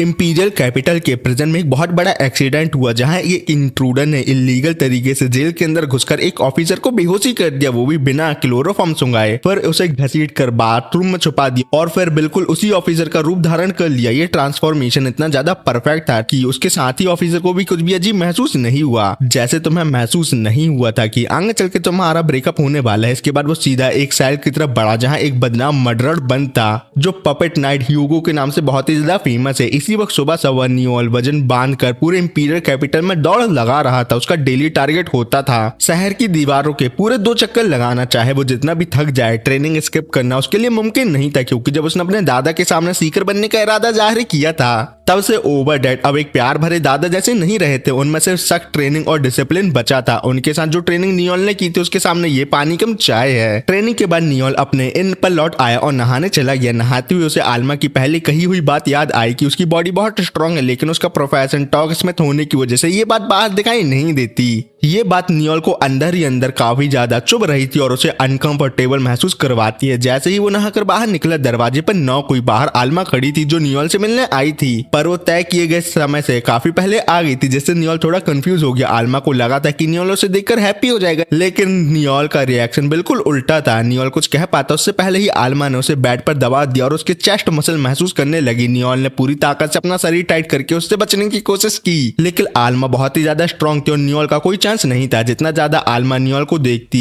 उसे वो उतना ही क्यूट लग रहा था और वो उसे किस करना चाहती थी लेकिन नियोल ने ये होने नहीं दिया। उसने जोर से चिल्लाया और आल्मा को हेडबट मार दिया। बताओ, जिस तरह की लड़की की दुआ पूरा लौंडा सामान मांगता है वही लड़की अपने नियोल भाई के नसीब में थी, लेकिन इस हफ्सी लड़की पर नियोल का कोई इंटरेस्ट नहीं था। इसके बाद दोनों एक नए दिन की शुरुआत के लिए साथ निकल पड़े। चलते हुए आल्मा कंप्लेंट करने लगी कि नियोल एक औरत के साथ इतना रफ कैसे हो सकता है, लेकिन ये बात दूसरों पर शायद लागू होती होगी लेकिन नियोल के लिए आदमियों और औरत में कोई फर्क नहीं था क्योंकि वो सबको एक जैसे ट्रीट करता था। क्या मतलब वो स्वाति सचदेवा है। तभी आल्मा ने एक कपल को देखा जो बाहों में बाहें डालकर चल रहे थे। उसने अभी उनकी नकल की और नियोल का हाथ पकड़ लिया और क्यूरियोसिटी से पूछा कि आज का शेड्यूल क्या है। नियोल ने थोड़ा सोचा और डिसाइड किया कि वो सीकर असेसमेंट गिल्ड जाएगा। ये एक ऐसा स्पेशल प्रोफेशन होता है जो जन्म से मिलता है लेकिन इसमें दूसरे प्रोफेशन की तरह लेवल अप नहीं होते, पर वो बाकी लोगों को प्रोफेशन को लेवल अप कर सकते हैं। आल्मा पहले असेसन बनने के लिए लेवल अप करना चाहती थी लेकिन जैसे ही नियोल ने उसकी बात सुनी उसने उसे मना कर दिया। हाँ, असैसिन बनने के बाद आल्मा की कॉम्बैट पावर बहुत ही ज्यादा बढ़ जाती लेकिन फ्यूचर टीममेट के लिए वो इतनी सूटेबल नहीं होगी। नियोल के प्लान के मुताबिक टीम में कम से कम एक और मेंबर होना चाहिए था। सिर्फ आल्मा के साथ एबेस कॉन्करर करना बहुत ही ज्यादा डेंजरस होता है, इसलिए आज वो सिर्फ ऑब्जर्व करना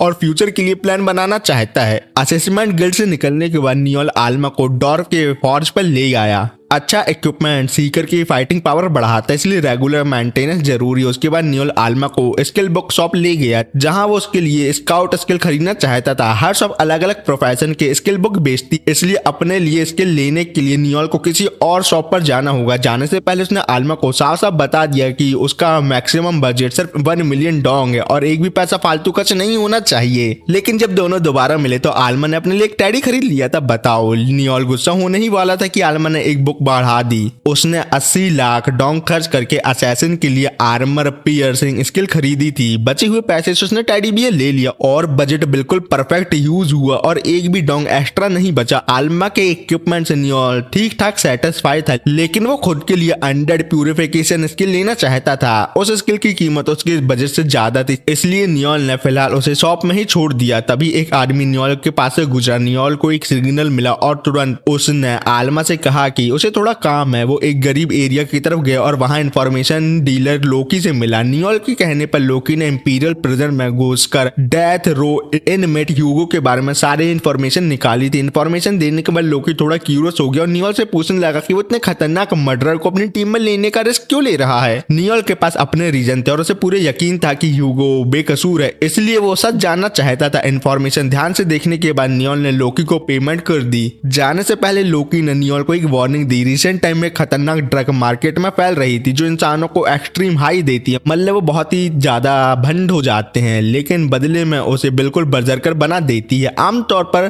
फिनागियो फैमिली ऐसे लोगों को छोड़ती नहीं, लेकिन इस बार ड्रग का सप्लायर उसी माफिया गैंग की एक ब्रांच का बॉस था, इसी वजह से वो कुछ नहीं कर पा रहा था। लोकी जानता था कि वो बॉस कौन है और उसने नियोल को खास तौर पर सावधान रहने को कहा, उसकी भलाई के लिए। उधर आल्मा नियोल का वेट कर रही थी और काफी एक्साइटेड थी। वो दोनों साथ चल रहे थे और अचानक नियोल बिना बताए गायब हो गया। नियोल सच में औरतों के ख्याल को समझ नहीं पाता, ये बात तो सभी लड़कियां बोलती हैं। इसी बीच लीसा का आल्मा से सामना हो गया। लीसा ने सारी बात सुनने के बाद सोचा कि नियोल इस वक्त नए टीममेट को ढूंढने गया होगा ताकि आल्मा बिना टेंशन के अपने प्रोफेशन को लेवल अप कर सके। नियोल वापस आते हुए लोकी की बातों के बारे में सोच रहा। उसने भी सुना था कि माफिया का पुराना बॉस अचानक मर गया है और अब उसका बेटा पावर में आ चुका है। ये नया बॉस काफी टफ लगता है, इसलिए फीनो भी उसे छेड़ने की हिम्मत नहीं करता। तभी नियोल एक बेहद गंदे हाल में बेकार बैठे नल्ले बेगर के पास से गुजरा। उसे थोड़ी दया आ गई और उसने जानबूझकर एक कॉइन गिरा दिया ताकि वो आदमी पेट भर के खाना खा सके। बताओ कितना अच्छा लड़का है ये, लेकिन वो बैगर बहुत ही ईमानदार निकला। उसने समझा कि नियोल से कॉइन गलती से गिर गया है और वो उसे वापस बुलाने लगा। नियोल ने पलट कर देखा, एक गंदी से मुस्कान दी और पैसा वापस लेने से मना कर दिया और आगे बढ़ने लगा, क्योंकि वो भूखे नंगे भिखारी से वापस पैसे नहीं चाहता था। लेकिन बैगर फिर भी नियोल के पीछे आता रहा, जिससे नियोल इतना इरिटेट हो गया कि उसने उसे पेट पे लात मार दिया। बैगर भी गुस्सा हो गया, वो लड़ना नहीं चाहता था, लेकिन इतना कमजोर भी नहीं था कि नियोल की बुलिंग बिना कुछ किए सह ले। उसने फाइटिंग स्टैंस ले ली। ये देखकर नियोल थोड़ा सरप्राइज हुआ, क्योंकि उसका स्टैंस बिल्कुल नल्ला जैसा नहीं था, मतलब वो साफ साफ एक प्रो दिखता था। बैगर ने नियोल पर अटैक किया, लेकिन नियोल ने उसका हाथ पकड़कर उसे दीवार पर पटक दिया। सिर्फ 2 मूव में ही बैगर समझ गया कि नियोल बहुत स्ट्रांग है, इसलिए अब वो हल्का हाथ रखने के मूड में नहीं था। उसने डिफेंसिव पोजीशन ले ली और अपनी ताकत जमा करने लगा। नियोल के होठों पर मुस्कान आ गई। इस बार उसे एक बड़ा मौका मिल गया था। अगर ये आदमी उसकी एक्सपेक्टेशन पर खरा उतरा तो नियोल उसे अपनी टीम में रिक्रूट करेगा। नियोल ने अपना चाकू निकाल लिया और फाइट के लिए रेडी हो गया। तभी अचानक एक डॉर्फ आ गया और उस बैगर को जोर जोर से डांटने लगा। उस डॉर्फ ने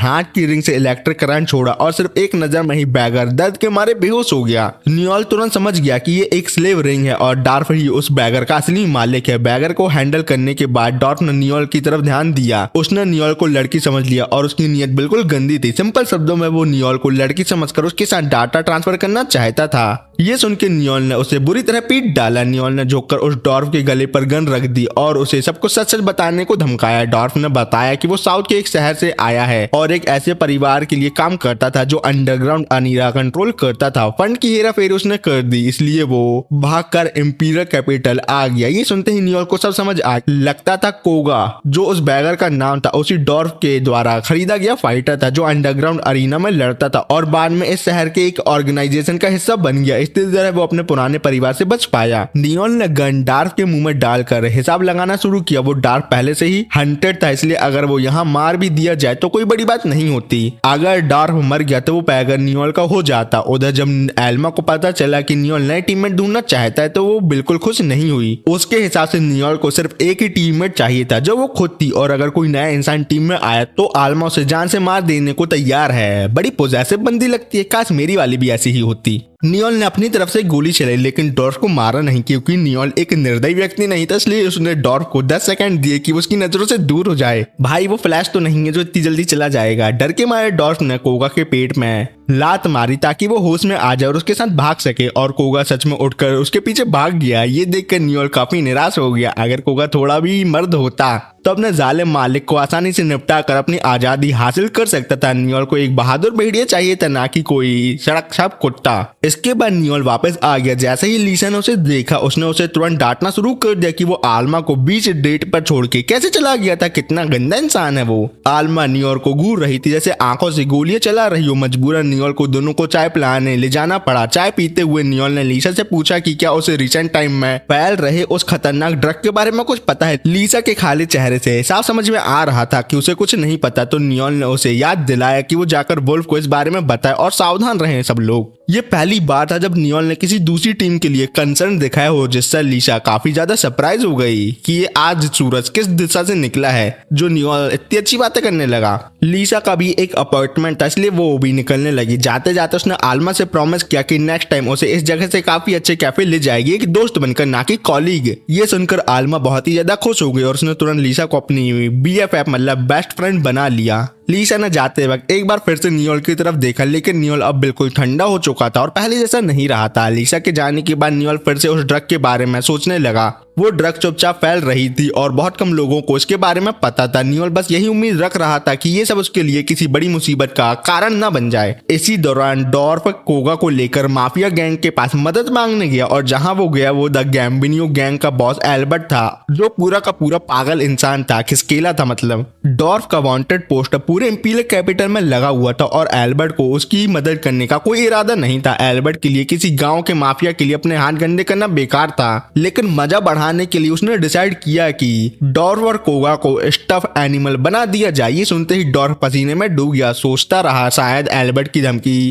खोखली है और वो सिर्फ मजाक कर रहा है, लेकिन ऐसा नहीं था। एल्बर्ट ने उसकी तरफ एक खौफनाक मुस्कान उछाली। कोगा ने अपने मालिक को देखा जो बिल्कुल सफेद पड़ चुका था, बट उसने कुछ नहीं किया और वो चुपचाप घुटनों पर बैठा रहा। उस वक्त कोगा को अपना बीता हुआ कल याद आया। भागकर किसी दूर के देश आने के बाद भी यहाँ उसकी किस्मत बिल्कुल वैसी ही थी जैसे पहले थी, नल्ली मतलब। इसलिए उसने अपनी किस्मत को चुपचाप स्वीकार कर लिया। जैसे ही एल्बर्ट ने अपने आदमियों को काम शुरू करने का हुक्म दिया, एक आदमी अंदर आया और बताया कि मिंट गांव का विलेज चीफ जो पेमेंट लेट हो गया है देने में आ चुका है। जैसे ही विलेज चीफ ने एल्बर्ट को देखा, उसने सारा दोष नियोल पर डाल दिया और एल्बर्ट की चापलूसी करते हुए कहा कि नियोल ने उसकी माफिया फैमिली के बारे में बहुत बुरा भला कहा था। उसका मकसद था गुस्सा नियोल पर शिफ्ट कर देना ताकि उसका बदला भी मिल जाए और कर्जा वसूली में भी थोड़ा डिले हो जाए। लेकिन एल्बर्ट को सबसे कोई घंटा फर्क नहीं पड़ता था। सच तो ये था कि विलेज चीफ पैसे लाने में लेट हो गया है और एल्बर्ट कभी भी वादा तोड़ने वालों को कभी माफ नहीं करता, उनको सीधा काट डालता है। उसने कहा अगर नियोल ने तुम्हारी राइट आई ली है तो मैं तुम्हारा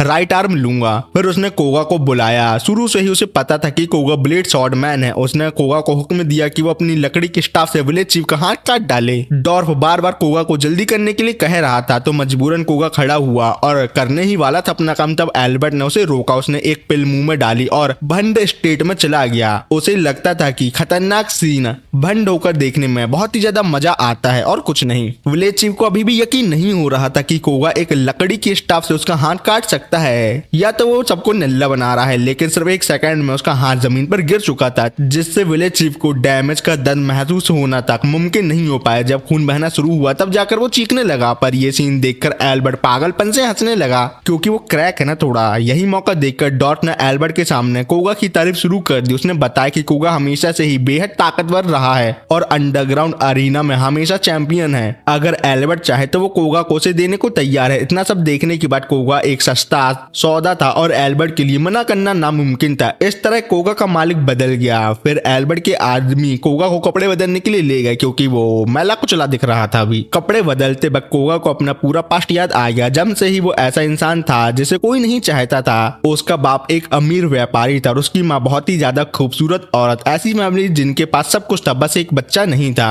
मंदिर में प्रार्थना करने के दौरान कोगा की माँ के साथ पहाड़ी डाकुओं ने जबरदस्ती डाटा ट्रांसफर कर लिया, जिससे किसी को ये पता नहीं चला कि कोगा किसका बेटा था। इस घटना के बाद उसके पिता ने उस पर भरोसा करना छोड़ दिया और कोगा को अपना बेटा मानने से इनकार कर दिया। सही बात थी वैसे। ये उसकी माँ का सबसे बड़ा जख्म था। जब उसने अपने प्यार को अपने आप से मुंह मोड़ते देखा तो उसने अपना गला काट लिया और भगवान जी को प्यारी हो गई और कोगा बिल्कुल अकेला रह गया। कोगा ने उस फैमिली में रहने की बहुत कोशिश की, अपने पिता को खुश करने की हर मुमकिन कोशिश की, लेकिन फिर भी वो आदमी उसे अपना बेटा मानना ही नहीं चाहता था। एक सुबह जब कोगा की नींद खुली तो उसने खुद को एक जहाज पर पाया और जल्दी उसे समझ आ गया कि उसके सगे बाप ने उसे बेच दिया है और उसका पहला मालिक वही डार्फ था जिसने उसे अंडरग्राउंड अरीना में लड़ने बेच दिया था। वहाँ कोगा ने अपनी काबिलियत दिखाई और हर फाइट जीती। जब डॉर्फ ने उसकी तारीफ की तो कोगा रो पड़ा क्योंकि पहली बार था कि जब किसी ने उसकी तारीफ की थी। लेकिन अंत में उसे ये भी समझ आ गया कि चाहे वो जितना भी स्ट्रांग हो, एक स्लेव हमेशा एक स्लेव ही रहता है, नल्ला कहीं का। उस रात नियोल को लोकी से एक इन्फॉर्मेशन मिली और वो तुरंत एक छोड़े हुए चर्च में आ गया। रेगुलर कस्टमर होने की वजह से लोकी ने उसे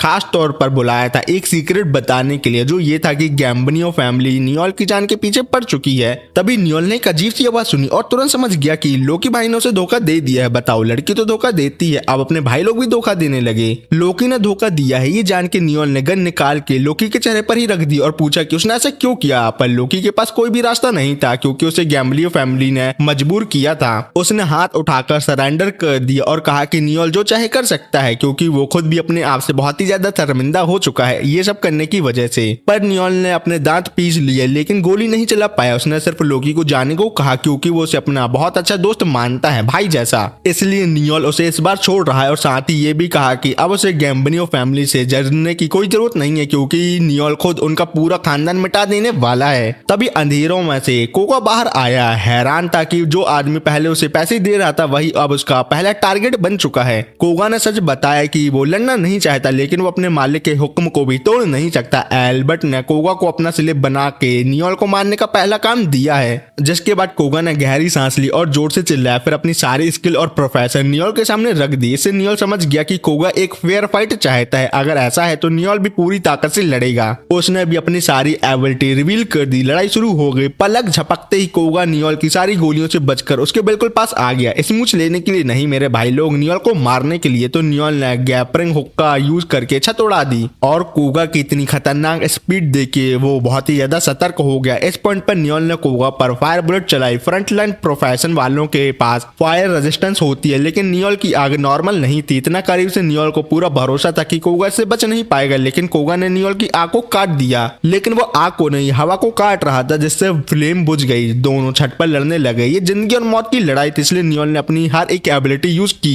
फिर उसने जेब से फ्लेयर बॉम्ब निकाली और कोगा के चेहरे पर ही फेंक दी, जिससे कोगा अंधा हो गया कुछ टाइम के लिए और नियोल को मौका मिला उसे मारने के लिए। लेकिन हवा में शॉर्ट एनर्जी उभर आई। तभी किस्मत से नियोल ने वक्त पर उन्हें महसूस कर लिया और पीछे हटकर बच गया। इस मूव के बाद हर तरफ धुआं और मिट्टी छा गई थी जिससे नियोल को कुछ दिखाई नहीं दे रहा था। उधर कोगा फ्लैश बॉम्ब के असर में होते हुए भी नियोल की पोजीशन महसूस कर पा रहा था। सीधा उस पर झपट पड़ा। जहां नियोल खड़ा था वो जगह डैमेज होने की वजह से टूट गई और नियोल गिरने लगा, बिल्कुल तुम्हारी जिंदगी की तरह। पर ये कोगा के लिए एक गोल्डन चांस था नियोल को मारने का। पर उसी वक्त नियोल ने अपनी रोडिंग स्किल यूज की कोगा को पैरालाइज करने के लिए। लेकिन हैरानी की बात ये थी कि सीधा हिट लगने के बाद भी कोगा फिर भी हिल पा रहा था। जब नियोल ने दोबारा आंखें खोली उसने देखा कि कोगा की तलवार सीधे उसके चेहरे के सामने थी। ये देखकर नियोल काफी कंफ्यूज हो गया क्योंकि कोगा ने उसे तुरंत खत्म क्यों नहीं किया। नियोल को पूरा यकीन था कि कोगा का मिशन उसे मारना ही था। नियोल के सवाल पर कोगा ने समझाने की कोशिश की। हाँ, उसे अपना मिशन पूरा करना था लेकिन उसके अंदर कुछ था जो उसे रोक रहा था। ये सुनते ही नियोल ने कोगा की ब्लेड को जोर से पकड़ लिया जिससे उल्टा कोगा घबरा गया और नियोल को तलवार छोड़ने के लिए कहने लगा। नियोल गुस्से में आ गया और सीधा उसके मुंह पर चिल्लाकर बोला कि दुश्मन पर कभी दया नहीं दिखाते। अगर कोगा उसे अभी नहीं मारेगा तो पूरी गैम्बिनो फैमिली उसे जिंदा नहीं छोड़ेगी, काट डालेगी। इस दुनिया में सबसे ज्यादा इंपॉर्टेंट अपनी जान होती है। क्या कोगा को इतना भी समझ नहीं आता? था। इतनी सीधी सी बात के बावजूद कोगा फिर भी नियोल पर वार नहीं कर पाया। लेकिन अब खेल का टाइम खत्म हो चुका था। नियोल ने अपना हथियार छोड़ दिया और उसी पल एक डार्ट उस जगह पर आ लगा जहां कोगा खड़ा था।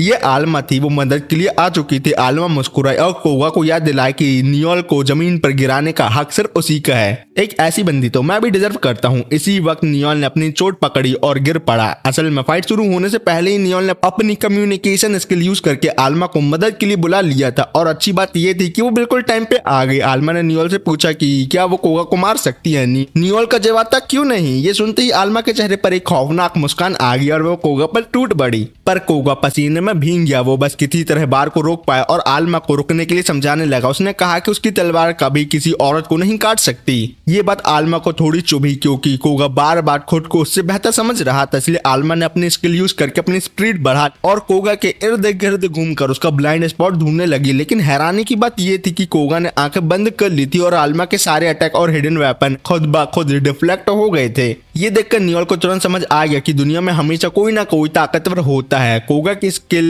क्लियर वाटर थी जिससे आंखें बंद करने से उसकी सारी सेंसेस कई गुना ज्यादा तेज हो जाती थी। इसी वजह से पहले फ्लैश ग्रेनेड भी काम नहीं आया था। नियोल के होठों पर हल्की सी मुस्कान आ गया। वो बिल्कुल भी हिचकिचाने वालों में से नहीं था। कुछ मूव एक्सचेंज करने के बाद आलमा ने भी मान लिया कि कोगा वाकई बहुत ही ज्यादा स्ट्रॉन्ग है। इतना स्ट्रॉन्ग होने की वजह से उसे मरना ही पड़ेगा। कोगा भी यही महसूस कर रहा था। बार बार समझाने का कोई असर नहीं हुआ, इसलिए अब उसे भी पूरी ताकत से वार करना था। जैसे ही दोनों जानलेवा हमला करने ही वाले थे, अचानक आसमान में एक फ्लेयर छूट गई। ये नियोल का एक सिग्नल था जो आलमा को रिट्रीट करने का एक ऑर्डर था। इस फ्लेयर के बाद शहर के बाकी गार्ड भी यहाँ जल्दी पहुंच जाते। कोगा के लिए जाते जाते नियोल ने एक मैसेज दे दिया जो उसे एल्बर्ट तक पहुंचाना था। कोगा अपना मिशन फेल कर चुका था, इसलिए उसे पनिशमेंट मिलनी ही थी। लेकिन एल्बर्ट न पागल था कि जिसने गलती की थी उसे छोड़कर उसने डॉर्फ कोगा के पुराने मालिक को सजा दे दी और उसे काट डाला। एल्बर्ट ने डॉर्फ का कटा हुआ सर कोगा को दे दिया और याद दिलाया कि ये पहली और आखिरी बार था। अगर कोगा दोबारा फेल हुआ तो वो जरूर मार डालेगा। इसके बाद कोगा ने भी नियोल का मैसेज एल्बर्ट तक पहुंचाया। नियोल ऐसा इंसान था जो हमेशा कर चुकाता था और उसका बदला बेहद खौफनाक होता था। नियोल ने साफ कहा था कि वो पूरी गैम्बिनो फैमिली को कुचल देगा, मसल देगा। ये सुनते ही एल्बर्ट पूरी तरह से पागल हो गया। उसने तुरंत अपने आदमी रियोस को हुक्म दिया कि कॉम्बैट टीम इकट्ठी करके नियोल का शिकार शुरू कर दिया जाए। कोगा डॉर्फ का सर उठाकर कमरे से बाहर निकल आया। रियोस ने उसे डांट लगाई कि उसने फालतू बातें क्यों की। कोगा ने माफी मांगी और रियोस को बताया कि नियोल किस हद तक खतरनाक है। उसने माना कि नियोल वाकई बहुत स्ट्रॉन्ग है। टॉकसमेंट प्रोफेशन होने के बाद वो कोगा के साथ फेयर फाइट कर पाया। हाँ, आखिर में वो कॉम्बैट प्रोफेशन वालों को हरा नहीं सका, लेकिन नियोल की दीवानगी और पक्का इरादा देखकर कोगा उसकी इज्जत करने लगा है। ये सुनकर रियोस बस मुस्कुराए और कोगा के कंधे पर हाथ रखा। उसे लग रहा था कि कोगा धीरे धीरे नियोल की एबिलिटी से प्रभावित हो रहा है और एक दिन शायद उसके साथ भी जुड़ना चाहे।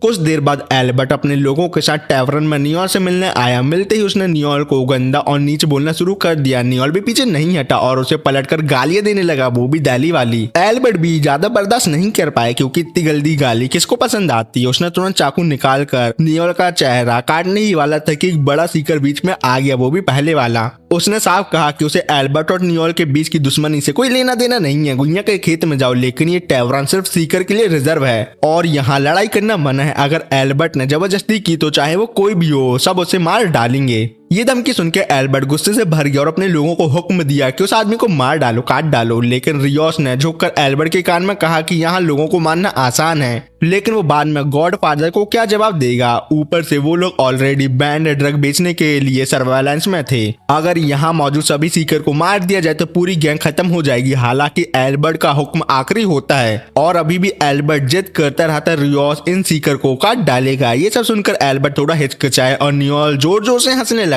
और कहने लगा, इतना गुस्सा होने के बावजूद वो गॉड फादर और एम्पायर का सामना करने की हिम्मत नहीं रखता। नल्ला कहीं का, डूब के मर जा कहीं। फिर नियोल ने टेबल पर रखी वाइन की बोतल की तरफ इशारा किया। एल्बर्ट ने आते साथ ही वाइन पिया था और इतना ही काफी था जहर के लिए। एल्बर्ट घबरा गया, आंखें फैल गई। उसे यकीन नहीं हो रहा था कि वाइन में जहर है, लेकिन नियोल की आंखों में देखते ही वो घुटनों पर गिर गया। उसने उंगलियां गले में डालकर उल्टी करने की कोशिश की और उसके आदमी उसे जल्दी से डॉक्टर के पास ले गए। एल्बर्ट के जाने के बाद रियोस मुस्कुराया और नियोल की तारीफ की। उसने वही वाइन की बोतल उठाई और पूरी पी ली क्योंकि उसे पहले से ही पता था कि वाइन में कोई जहर नहीं है। वो तो बस एल्बर्ट को उल्लू बना रहा था। लेकिन नियोल ने ये सब करके बड़ी ही आसानी से एल्बर्ट को भगा दिया। ये वाकई काबिले तारीफ था, बिल्कुल वैसा ही जैसा कोगा ने कहा था, नियोल वैसा ही है। रियोस ने टेबल पर कुछ सिक्के रखे नियोल की वाइन का बिल चुकाने के लिए। इस बार वो उसे छोड़ रहा था, लेकिन एक शर्त पर कि नियोल को तुरंत इंपीरियल कैपिटल छोड़ना होगा। मना करने का मतलब था सीधी मौत, गाने वाली नहीं, मौत मतलब मौत। नियोल ने उसे घूरा और मान गया। वो और आल्मा टैवरन के बाहर निकल गई। कैपिटल के गेट से बाहर निकलते ही आल्मा जोर जोर से हंसने लगी और नियोल की तारीफ करने लगी कि सब कुछ वैसे ही हुआ जैसा उसने प्लान किया था। नियोल के लिए सिर्फ ये एक शुरुआत थी। अभी के लिए वो कैपिटल छोड़ रहे थे, लेकिन एक हफ्ते बाद वो वापस आने वाले थे, क्योंकि कुछ ऐसी बातें थी जो नियोल को इन्वेस्टिगेट करनी थी। बिल्कुल एक हफ्ते बाद नियोल और आल्मा वापस आए और एल्बर्ट गुस्से में उससे मिलने आया। उसने तुरंत अपने लोगों को नियोल को पकड़ने का हुक्म दिया, लेकिन कोई आगे नहीं बढ़ा। ये देख के नियोल जोर जोर से हंस पड़ा, क्योंकि इसका सिर्फ एक ही मतलब था कि एल्बर्ट अपनी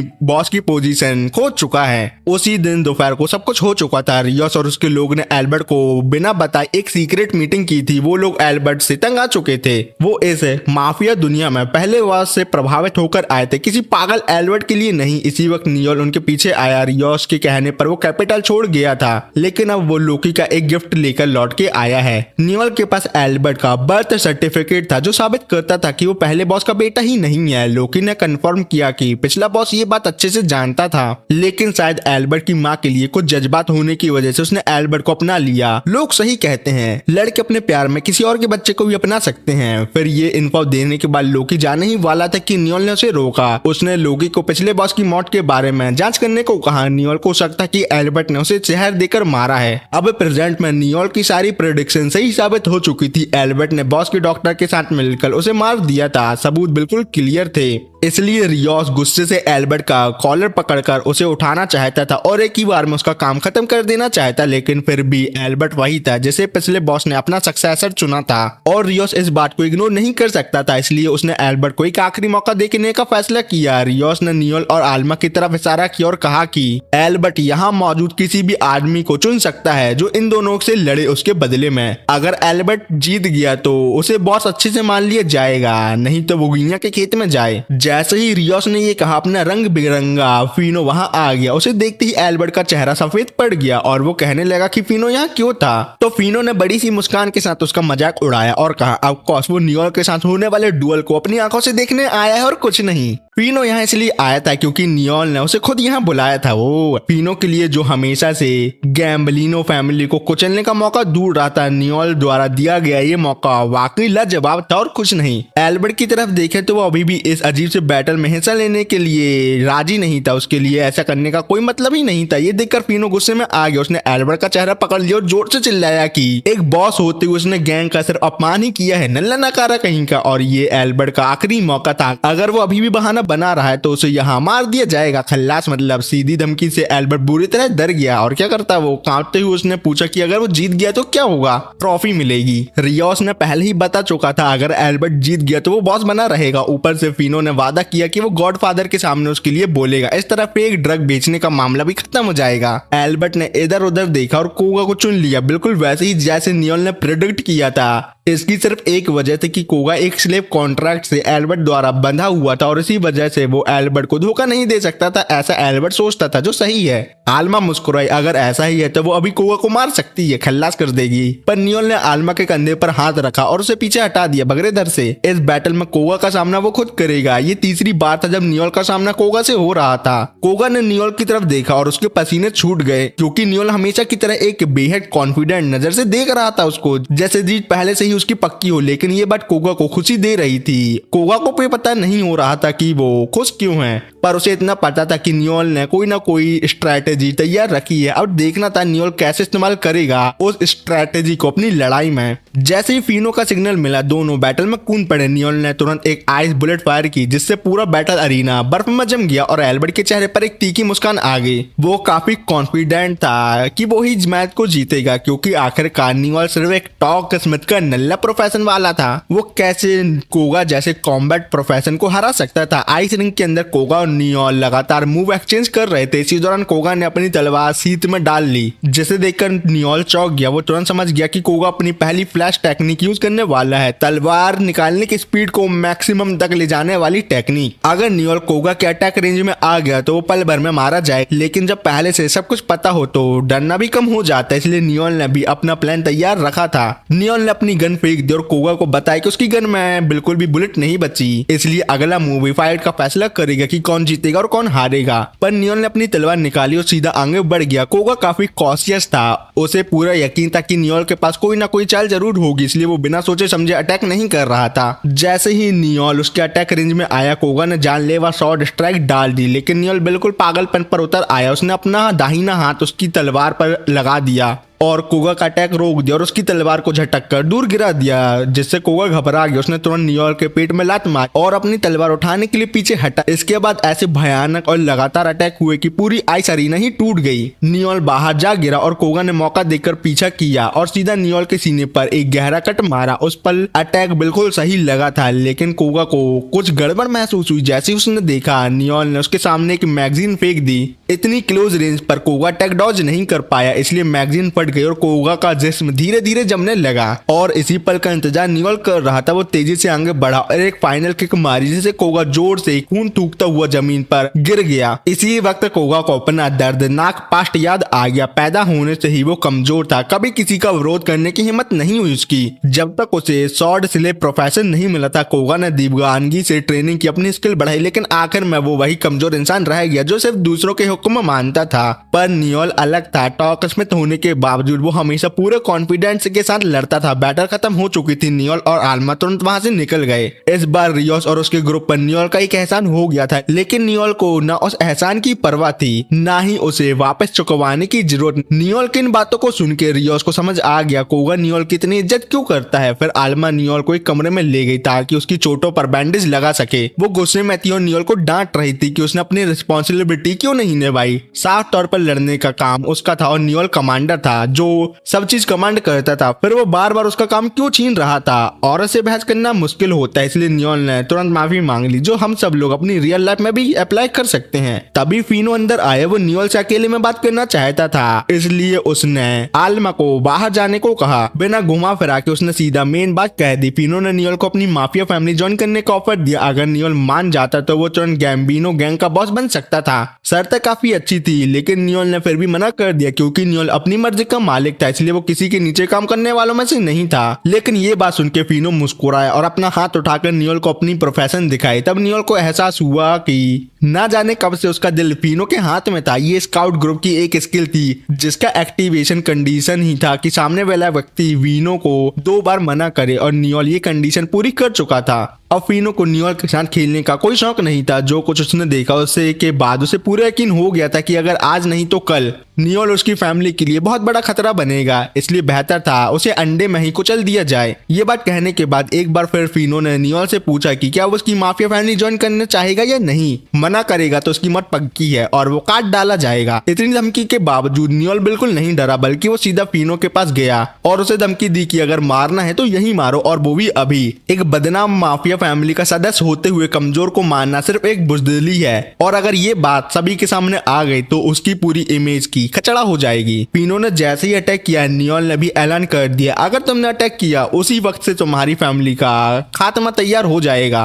नियोल ने अपनी बाहें फैलाकर कहा कि इस दुनिया में उससे ऊपर सिर्फ वो खुद है। एक दिन वो दुनिया का सबसे ताकतवर सीकर बनेगा। नियोल का ये पक्का इरादा और एटीट्यूड देखकर फिनो थोड़ा संभल गया। आखिरकार उसने अपनी स्किल वापस ले ली। जाते जाते उसने नियोल को एक बार फिर याद दिलाया, अगर कभी नियोल अपनी बात भूल गया तो फिनो खुद आकर उसे याद दिलाएगा। मतलब अगर नियोल वर्ल्ड का स्ट्रॉन्गेस्ट सीकर नहीं बना तो वो मारा जाएगा। फिर फिनो और उसके आदमी कैरेज में वापस चले गए। एल्बर्ट अभी भी यहाँ वर्डिक्ट का इंतजार कर रहा था कि आगे उसके साथ क्या हुआ, और ये सब होने के बाद वो पूरी तरह डर चुका था और फिनो से भीख मांगने लगा कि उसे बचा ले। फिनो ने हाँ कह दी, लेकिन शर्त ये थी कि एल्बर्ट को एक नई जिंदगी मिलेगी, उसके घर के सुअरों के साथ रहने वाली जिंदगी। ये कहकर एल्बर्ट को सभी लोग घसीट कर ले गए। अगली सुबह कोगा रिंग और स्लेव सर्टिफिकेट लेकर नियोल के पास आ गया, क्योंकि अब से नियोल उसका नया मास्टर था। नियोल ने गहरी सांस ली और सीधा मना कर दिया। उसने कोगा को बताया कि उसका गोल इस एम्पायर का सबसे ताकतवर सीकर बनना है। उसके लिए उसे एक बहादुर भेड़िया चाहिए, ना कि ऐसा कुत्ता जो हर वक्त अपने मालिक के चेहरे को देखता रहे काम करने से पहले। नियोल ने स्लेव सर्टिफिकेट कोगा को वापस कर दिया और ऐलान किया कि अब से कोगा आजाद है। कोगा बहुत ही ज्यादा मुस्कुराया, पर इतनी अजीब बात थी कि वो हमेशा से आजाद होना चाहता था और जब उसे आजादी मिल गई तो उसे समझ नहीं आ रहा कि वो क्या करे। फिर पूरी डिटर्मिनेशन के साथ कोगा ने नियोल से रिक्वेस्ट की कि वो उसकी टीम ज्वाइन करना चाहता है। अगर नियोल को एक बहादुर भेड़िया चाहिए तो कोगा अपनी बची खुची इज्जत का कसम खाकर वादा करता है कि वो आखिरी सांस तक नियोल के साथ लड़ेगा। इस तरह नियोल की टीम में एक नया मेंबर शामिल हो गया। तीनों की ट्रेनिंग तुरंत शुरू हो गई। हर किसी का अपना रोल था। कोगा का टीम में आने से दुश्मन की फ्रंट लाइन तोड़ना काफी आसान हो गया था और आलमा की आर्मर ब्रेकिंग स्किल के सपोर्ट के साथ कोगा आसानी से उनकी डिफेंसिव लाइन को चीर डालता था। उसी वक्त नियोल ने अपनी रोरिंग स्किल का यूज करके सारे मॉन्स्टर को पैरालाइज कर दिया और कोगा को मॉन्स्टर लीडर को खत्म करने का मौका दिया। बैटल के बाद कोगा और आलमा फिर से बहस करने लगे क्योंकि आलमा बार बार कोगा के काम छीन रही थी। नियोल बीच में आ गया और दोनों को उनकी फॉर्मेशन एडजस्ट करने के लिए कहा। इस फाइट के बाद कुछ बातें थी जो वो दोनों तक पहुंचाना चाहता था। कोगा के कॉन्ट्रीब्यूशन के साथ नियोल को पूरा कॉन्फिडेंस था कि अब वो एक क्लैन एस्टेब्लिश कर सकता है। जब कोगा और आलमा को समझ नहीं आया कि क्लैन क्या होता है तो नियोल ने एक बार फिर डिटेल में सबको समझाया। इसी दौरान कोगा की नजर नियोल के हाथ पर बने एक सिंबल पर पड़ी। आलमा ने तुरंत पहचान लिया कि ये एक प्रमोशन सिंबल था। नियोल के पास इतनी स्ट्रेंथ और लेवल हो चुका था कि वो क्लास सी से बी रैंक पर अप हो सकता है। नियोल के लिए ये बहुत ही बड़ा कदम था। प्लान के मुताबिक अगले साल के अंदर नियोल अपने क्लैन को किसी भी कीमत पर 8 ट्राई एम्पायर के 7 स्टार रेगलिया क्लैन की लिस्ट में शामिल करने वाला है और इस बात पर उसे पूरा यकीन है कि वो ऐसा कर ही लेगा। सीन पास्ट में जाता है जहां अगले दिन नियोल के वाइनयार्ड में एक अनएक्सपेक्टेड मेहमान आया। उस मेहमान से मिलने से पहले ही नियोल ने अपने सर्वेंट को कह दिया कि थोड़ा सा उस मेहमान को ब्राइब कर देना, मतलब रिश्वत दे देना ताकि बातचीत आसान हो जाए। पर तभी अचानक नियोल के बिल्कुल पीछे एक बुजुर्ग आदमी प्रकट हुआ जिसने अपना नाम हैरल्ड बताया, सीकर का सुपरवाइजर। नियोल ने तुरंत उसे कमरे में आने का निमंत्रण दिया और बात करने के लिए बैठाया। उसने हैरल्ड को वही का बना हुआ वाइन का एक गिलास दिया। एक सिप लेते ही हैरल्ड ने नियोल की तारीफ की। भले ही नियोल ने अभी अभी इस प्रोडक्शन फैसिलिटी की जिम्मेदारी संभाली थी, लेकिन उसमें सर्वेंट को सही डायरेक्शन देने का नेचुरल टैलेंट था। नियोल ने बस हल्की सी मुस्कान के साथ रिएक्ट किया और फिर सोचता रहा कि हैरल्ड यहाँ क्यों आया है। आखिरकार नियोल के होम टाउन में जो कुछ भी हुआ था उसकी गवाही वो पहले ही दे चुका था। तब हैरल्ड ने अपनी जेब से एक फोटो निकाल के कहा कि ये किंग लेवल मॉन्स्टर की तस्वीर थी जो कुछ दिन पहले दिखाई दिया था। सिर्फ देखते ही नियोल ने पहचान लिया कि ये वही मॉन्स्टर था जिसने उसके गांव पर हमला किया था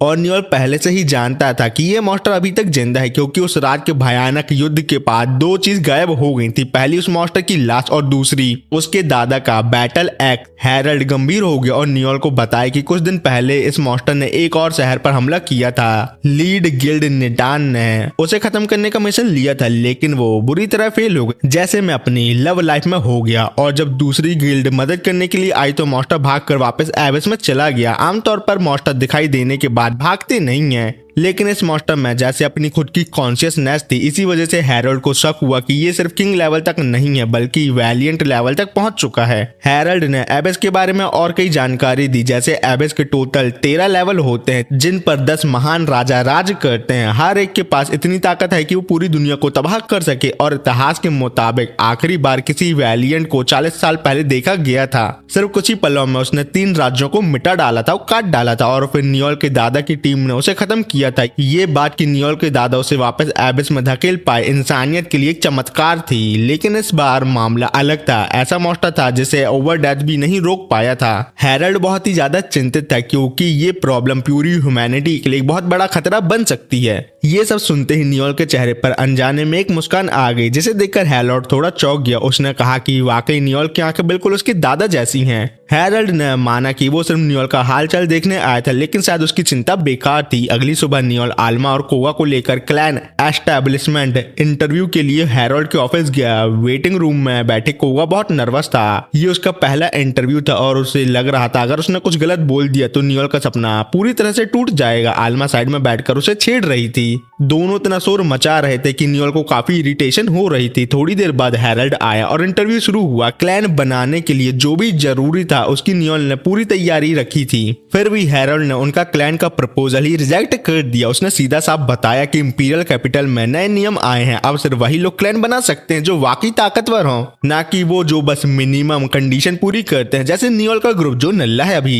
नियोल ने और सुनना चाहा। इस पर हैरोल्ड ने कहा कि जो बात वो बताने जा रहा है वो एक स्टेट सीक्रेट है और उनसे उम्मीद की कि वो इसे बाहर किसी को ना बताएं। ये बात किंगडम के वेस्टर्न रीजन से जुड़ी थी। वहां जमीन के नीचे बहुत तेज माना फ्लो पाया गया है और सिर्फ 1 साल के अंदर उस जगह पर एक वैलिएंट लेवल डिजास्टर पैदा हो सकता है। ये सुनते ही कोवा के चेहरा सफेद पड़ गया। अगर उन्हें पहले से पता था तो क्या इस प्रॉब्लम को रोका नहीं जा सकता? हैरोल्ड का जवाब था नहीं। माना जमीन के नीचे बिल्कुल इंसानी शरीर की नसों की तरफ बहता है, थोड़ा सा भी इम्पैक्ट हुआ तो ये फट सकता है। आलमा ने पूछा कि अगर रोका नहीं जा सकता तो क्या ह्यूमैनिटी के जीतने का कोई मौका है? हैरोल्ड ने बताया कि उसने अपनी आंखों से ओवरडेथ और एक वैलिएंट के बीच का युद्ध देखा था। ओवरडेथ की वजह से ही इंपीरियल कैपिटल आज तक सुरक्षित है और समृद्ध है, पर जब अगला वैलिएंट आएगा तो सारी रेगेलिया गिल्ड को मिलकर लड़ना पड़ेगा। ये एक पूरे ताकत का युद्ध होगा जिसमें किसी को पीछे रहने का मौका नहीं मिलेगा, सबको लड़ना ही होगा। फिर भी हैरोल्ड ये पक्का नहीं कर सकता था कि वो जीत ही जाएंगे, इसलिए इंपीरियल कैपिटल को इस वक्त एक बहुत बड़े पावर हाउस की जरूरत है। उनके पास इतना टाइम नहीं है कि नियोल के जैसे ग्रुप को जो नए हैं उनको धीरे धीरे ट्रेन कराएं। ये सुनकर नियोल समझ गया हैरोल्ड की बातें बिल्कुल लॉजिकल थी, इसलिए नियोल ने क्लैन बनाने की एप्लीकेशन वापस लेने का फैसला किया, लेकिन कुछ टाइम के लिए ही बस। वापस जाती हुए कोगा बार बार नियोल से पूछ रहा था कि क्या वो सच में इतनी आसानी से गिव अप कर देगा। आखिर ये तो उसका सपना था, लेकिन नियोल का ऐसा कोई इरादा नहीं था, बल्कि उसके लिए वैलिएंट का अपीयर होना एक मौका था। नियोल ने दोनों को गली में ले जाकर समझाया असल में वैलिएंट लेवल मॉन्स्टर इंसानियत के लिए एक बहुत ही बड़ी आफत होता है, लेकिन उसके दादा ने उसे खत्म किया था। इसी वजह से इंपीरियल कैपिटल आज तक डेवलप हो पाया है। उस वैलिएंट के दिल से बनाया गया डिवाइस पूरे इंपीरियल कैपिटल को एनर्जी देता है और इंपीरियल कैपिटल के हर एक नए इन्वेंशन पावरफुल मॉन्स्टर से ही बनते हैं। इसलिए इंपीरियल कैपिटल लोगों को सीकर बनने के लिए एनकरेज करता है ताकि आफत को भगवान का वरदान बनाया जा सके, और यही सीकर का असली मतलब होता है। 1 साल के अंदर वो वैलिएंट डिजास्टर आने वाला था, इसलिए नियोल को अपना प्लान थोड़ा बदलना पड़ा। पहले उसका प्लान था अगले साल तक रेगेलिया गिल्ड बनना, लेकिन अब उसने अपना टारगेट टाइम कम कर लिया है। नियोल ने प्लान को 2 फेजों में बांट दिया। पहले 6 महीने टीम की स्ट्रेंथ को इतना स्ट्रॉन्ग करना है कि क्लैन बनाने का क्राइटेरिया मीट हो जाए, और बाकी 6 महीने रेगेलिया ज्वाइन करने का तरीका ढूंढना है, और ऐसा करने के बाद ही उनकी टीम उस वैलिएंट डिजास्टर के अगेंस्ट बैटल में शामिल हो पाएगी। रेगेलिया को जल्दी ज्वाइन करने के लिए उन्हें एक ऐसे अचीवमेंट चाहिए थी जो पूरे इंपीरियल कैपिटल को हिला दे, जिससे सब लोग उन्हें जानने पहचानने लगे। अगले दिन नियोल अपने प्रोफेशन अपग्रेड कराने गया। टॉक स्मिथ से वो स्ट्रेटेजिस्ट बन गया, जो उसके प्रोफेशन का एक सब ब्रांच है, जिससे नियोल बिना पहले से प्लानिंग किए रियल टाइम सिचुएशन एनालाइज कर सकता था। और जैसे ही वो असेसमेंट गिल्ड से बाहर निकला, उसकी मुलाकात जीक से हुई, जो ब्लैक ड्रैगन टीम का डिप्यूटी लीडर था। वो बहुत सी लड़कियों से घिरा हुआ था जो उसकी रिसेंट अचीवमेंट की तारीफ कर रही थी। नियोल को देखते ही जीक तुरंत उसके पास आया। इंपीरियल कैपिटल में सिर्फ 3 सीकर थे जो एक्स लेवल तक पहुंचे हुए थे। पहला था 100 डीमन नाइट वॉकर का लीडर रियो, दूसरा था माइटी ड्रैगन टीम का लीडर विक्टर, और तीसरा था जीक, माइटी ड्रैगन टीम का डिप्यूटी लीडर। जीक बिना घुमा फिरा के सीधी बात पर आया। गैम्बिनो गैंग को हराने की नियोल के अचीवमेंट सुनकर वो काफी इंटरेस्टेड हो गया था उस पर,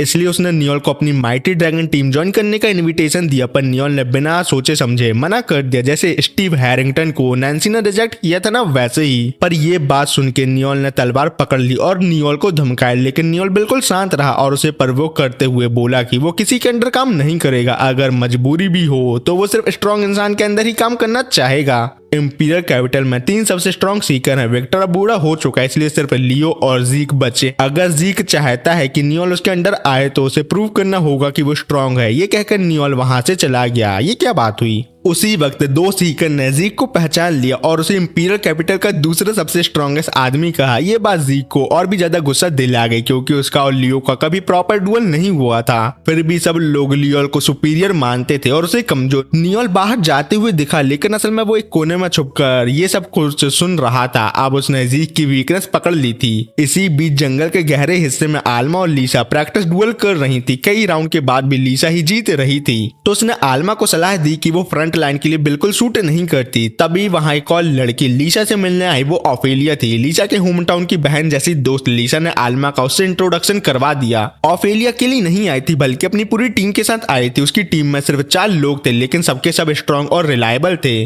फिर ऑफेलिया ने लीसा को वार्निंग दी कि उसे सीकर नियोल से दूर रहना चाहिए, क्योंकि उसने सुना था कि नियोल बहुत स्कैरी इंसान है जो अपने ही टीममेट को स्लेव बनाकर बेच देता है। और उसका माफिया के साथ उठना बैठना है। क्या मतलब वो इस एनिमे का संजय दत्त है। ओफिलिया बिना जाने नियोल के बारे में बुरा भरा बोलती रही, जबकि आलमा उसकी टीममेट वहां ही थी। तब लियोन मतलब लियो जो टीम लीडर है बीच में आकर बोला और ओफिलिया को रोक दिया। उसके हिसाब से जब तक तुम किसी इंसान को फेस टू फेस मिल नहीं लेते तब तक उसके बारे में फैल रही अफवाह के ऊपर भरोसा नहीं करना चाहिए। फिर उनके जाने के बाद लीसा ने आलमा से माफी मांगी। आलमा को बुरा नहीं लगा क्योंकि ओफिलिया ने जो कहा था वो सब कुछ सच था। फिर उस रात नियोल फिर से लोकी से इंफॉर्मेशन लेने के लिए गया। इस बार उसे शहर के सभी क्लास बी सीकर की कंप्लीट लिस्ट चाहिए थी। नियोल का ध्यान सिर्फ लियो और उसकी टीम पर था। उनकी अचीवमेंट और एबिलिटी इतनी ज्यादा थी कि उन्हें एम्पायर की टॉप बी क्लास टीम माना जाता था। इसी के साथ नियोल ने अपना नया गोल सेट कर लिया। हर इंसान की कोई ना कोई वीकनेस होती है और जब वो सामने आती है तो मुस्कान धीरे धीरे मिट जाती है और दरारें बीच में पड़ने लगती हैं। नियोल के चेहरे पर एक खतरनाक मुस्कान आई जिसे देखकर लोकी भी थोड़ा अनईजी हो गया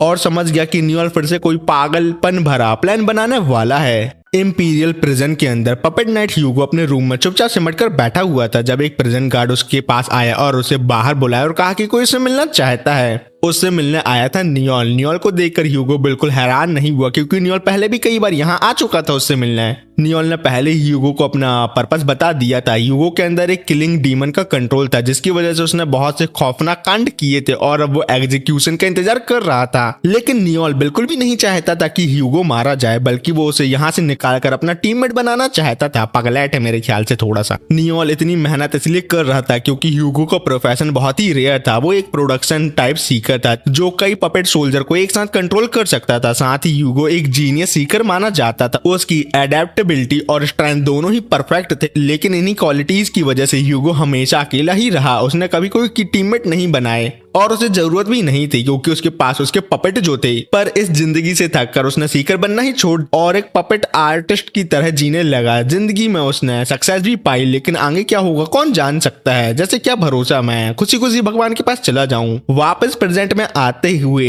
ह्यूगो ने फिर भी नियोल का ऑफर सख्त मना कर दिया। नियोल सिर्फ हल्का सा मुस्कुराया और उंगली चटकाई जिससे तुरंत ही प्रिजन गार्ड बिल्कुल एक वफादार कुत्ते की तरह नियोल के लिए चाय ले आया। नियोल ने उसे धमकाया नहीं था, बस उसकी वीकनेस जानता था। ह्यूगो के सामने नियोल ने सीधा कहा कि प्रिजन के सारे गार्ड उसके कंट्रोल में हैं और वो स्टेप बाय स्टेप ह्यूगो को छुड़ाने का प्लान बना चुका है। ये कहते हुए नियोल खड़ा हुआ और ह्यूगो को एक बार फिर याद दिलाया लोग उसे एक जहरीला सांप कहते हैं जो अपने गोल के लिए कुछ भी कर सकता है। और नियोल ने पूरी सर्टेनिटी के साथ कहा कि वो ह्यूगो को इस प्रिजन से जरूर बाहर निकालेगा और अपना टीममेट बनाएगा। उसी शाम नियोल सबको एक नाइट टैवर्न में ले गया। ये टैवर्न सिर्फ बी क्लास सीकर और उसके ऊपर के लोगों के लिए था। इसी वजह से कोगा थोड़ा नर्वस था, लेकिन नियोल पूरे कॉन्फिडेंस के साथ अंदर चला गया। तुरंत ही एक बड़ा सा आदमी आया जो नियोल को बुली करना चाहता था, लेकिन नियोल ऐसा होने नहीं दे सकता था। उसने इंपीरियल कैपिटल के सारे बी रैंक सीकर की इंफॉर्मेशन पहले ही चेक कर रखी थी और उनके सीक्रेट के बारे में भी उसे सब पता था। वो आदमी एडगर जल्दी बाप बनने वाला था और नियोल ने इस बात को उसे धमकाने के लिए यूज किया। अगर एडगर नियोल के साथ बड़ी मछली छोटी मछली खा जाए ये वाला गेम खेलना चाहता है तो वो बिल्कुल खेल सकता है, बस उसके कॉन्सिक्वेंसेस के लिए उसे रेडी रहना चाहिए। अपनी वीकनेस पकड़ में आते ही एडगर इतना डर गया कि कुछ नहीं कर पाया और साइड हो गया। उसके बाद सब लोग टैवर्न में बैठकर लजीज खाना खाने लगे जहां कोगा तारीफ पर तारीफ करता रहा, लेकिन नियोल पूरी तरह फोकस था क्योंकि इस बार वो यहाँ किसी और पर्पज से आया था, ना कि खाना खाने। जैसे उसने सोचा उसका टारगेट सामने आ गया, लियो और उसकी टीम। नेचुरली ओफिलिया भी उनके साथ थी जो पहले आलमा से मिल चुकी थी, इसलिए ओफिलिया ने उसे तुरंत पहचान लिया और ग्रीट करने आ गई। नियोल ने भी अपनी कम्युनिकेशन स्किल यूज की और कुछ इंटरेस्टिंग इन्फॉर्मेशन निकाल ली। आलमा ने धीरे से नियोल को वार्न किया कि ओफिलिया उसके बारे में अच्छा नहीं सोचती, इसलिए उसे थोड़ा सतर्क रहना चाहिए। लेकिन नियोल को कोई फर्क नहीं पड़ा, बल्कि लोग अगर उसके खिलाफ सोचते हैं तो और भी अच्छा है बात है उसके लिए, क्योंकि इस बार नियोल का एम ही हंगामा खड़ा करना था। जब ओफिलिया ने आलमा के पास बैठे लोगों के बारे में पूछा तो आलमा ने नियोल के कहने पर उसका इंट्रोडक्शन करवा दिया। सिर्फ नियोल का नाम सुनते ही ओफिलिया ने नियोल की बेइज्जती करने वाली बातें शुरू कर दी। उसे यकीन नहीं हो रहा था कि नियोल इतना गिरा हुआ है कि अपने ही टीममेट को माफिया के हाथ बेच दे। नियोल ने भी उसे ताना मार का जवाब दिया, जिससे ओफिलिया इतनी ज्यादा गुस्सा हो गई कि उसे मारने को हो आई। तब कोगा बीच में आ गया और उसे रोका, क्योंकि चाहे कुछ भी हो जाए नियोल अभी भी ग्रुप का लीडर था, इसलिए ओफिलिया अपनी मनमानी नहीं कर सकती थी। इसी दौरान लियो वहां आ गया और ओफिलिया को हंगामा करते हुए उसने उसे तुरंत रोका और नियोल के सामने झुककर माफी मांगी। नियोल बस हल्के से मुस्कुराया और लियो को याद दिलाया कि ग्रुप के लीडर होने के नाते उसे अपने कुत्तों पर ज्यादा कंट्रोल रखना चाहिए ताकि वो इधर उधर लोगों को काटने ना लगे। ये बात नियोल के सेल्फ रिस्पेक्ट को सीधा छू गई। उसने नियोल से कहा कि वो अपनी बात वापस ले, चाहे ऑफिलिया का बिहेवियर नियोल के साथ गलत ही हो रहा हो, फिर भी उसे इतनी बुरी तरह डांटना ठीक नहीं था। मौका देखकर ऑफिलिया ने लियो को और भड़काया, उसे याद दिलाया कि सामने बैठा इंसान नियोल है और उसके बारे में सारी अफवाहें बिल्कुल सच हैं। इसके बाद लियो ने नियोल के साथ सॉफ्ट रहना छोड़ दिया और उसे पलटकर डांट दिया। कहने लगा कि वो अपने टीममेट की इज्जत नहीं करता और उसकी जुबान हमेशा दूसरों को नीचे दिखाती रहती है और उसके हिसाब से नियोल एक सीकर बनने के लायक ही नहीं है और अगर नियोल ऐसे ही बिहेव करता रहा तो एक दिन जरूर उसे अपने कर्मों की सजा मिलेगी। इस पर नियोल ने पलटकर जवाब दिया, और लियो का क्या? हमेशा बाहर वालों की बातों में आकर खुद को सही और हर चीज का सेंटर समझने वाला लियो भी एक दिन अपने अंजाम से नहीं बच पाएगा। नियोल की जुबानी टकरार का लेवल काफी ऊपर था और इसी वजह से लियो गुस्से में तुरंत वहां से चला गया, क्योंकि लड़की के जैसे दिखने वाले लड़के का दिमाग भी लड़की की तरह ही होता है और ये बात तो सभी को पता है। लड़कियों से बातचीत में कभी कोई जीत नहीं सकता। इस पॉइंट पर कोगा को लगा कि नियोल उन लोगों के साथ थोड़ा ज्यादा ही सख्त हो गया।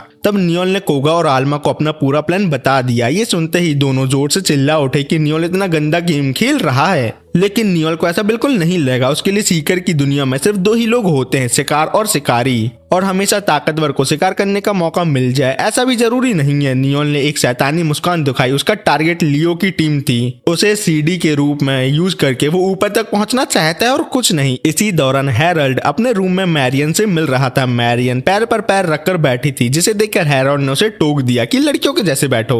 उसके बाद दोनों ने इस बात पर चर्चा की कि वैलिएंट मॉन्स्टर के खिलाफ ऑपरेशन का कमांड कौन संभालेगा। मैरियन ने लियो का नाम सजेस्ट किया, जबकि हैरोल्ड ने नियोल का नॉमिनेट कर दिया। जैसे ही मैरियन ने ये सुना वो जोर से हंस पड़ी। साफ था कि हैरोल्ड ने कुछ दिन पहले ही उस लड़के की क्लैन एस्टेब्लिशमेंट रिक्वेस्ट वाली एप्लीकेशन रिजेक्ट कर दी थी और अब उसे कमांड के लिए नॉमिनेट कर रहा था। साफ मतलब था बुढ़ा बुढ़ापे में सटिया गया है और कुछ नहीं। इस पर दादा और पोते के बीच एक शर्त लग गई। हाँ, मैरियन हैरोल्ड की पोती है और अगर शर्त मैरियन जीत जाती तो हैरोल्ड फैमिली हेड की पोजीशन उसे साफ साफ और आराम से दे देगा, और अगर हैरोल्ड जीत जाता है तो मैरियन को एक प्रॉपर लेडी के एटिकेट सीखने पड़ेंगे और कुछ नहीं। उधर इंपीरियल कैपिटल की रातों में लियो की टीम का मेंबर किम अकेले सड़क पर चल रहा था। चलते चलते उसे अपने बचपन के दिन याद आ रहे थे जब वो लियो के साथ रहता था। तब भी लियो एक सीधा साधा और नेक इंसान था। कॉम्बैट प्रोफेशन होने के बाद वो कभी वायलेंस से वायलेंस का जवाब नहीं देना चाहता था। नियोल की साफ आंखों को देखकर किम ने उसे सीकर बनने का सजेशन दे दिया, लेकिन वो लोग हमेशा उस गरीब गांव में छुपकर नहीं रह सकते थे। उन्हें स्ट्रॉन्ग सीकर बनना था, मॉन्स्टर को भगाना था, लोगों की मदद करनी और एक सच में राइटियस जिंदगी जीनी थी अपने पावरफुल प्रोफेशन के साथ। जब वो बड़े हुए किम और लियो ने एक टीम बनाई और जल्दी अच्छी अचीवमेंट हासिल कर ली। उनकी टीम का ओरिजिनल नाम टोलाइट था, जो चारों मेंबर ने मिलकर डिसाइड किया था, लेकिन धीरे धीरे लोग उन्हें लियो की स्किल की वजह से सेलेस्ट्रियल विंग कहने लगे। लोग लियो को इस तरह याद करते थे। ये बात किम को पूरे यकीन दिलाती थी कि लियो जरूर कुछ बहुत बड़ा हासिल करेगा।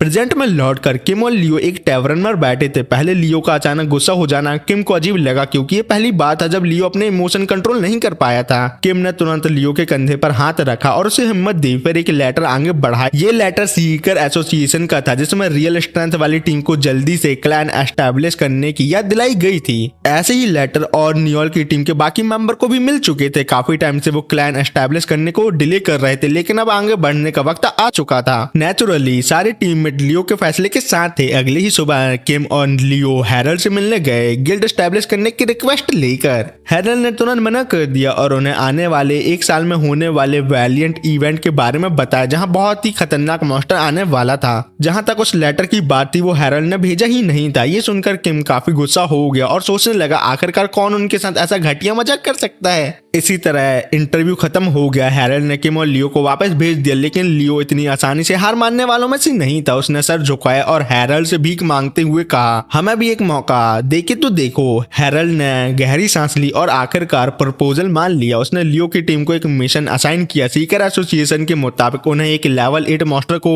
एलिमिनेट करना होगा। किम ने तुरंत लियो के कंधे पर हाथ रखा और हाँ कर दी। चाहे ये मॉन्स्टर उनके करंट लेवल से ऊपर था, लेकिन अगर आगे बढ़ना था तो कभी न कभी डेंजरस मॉन्स्टर का सामना तो उन्हें करना ही पड़ता।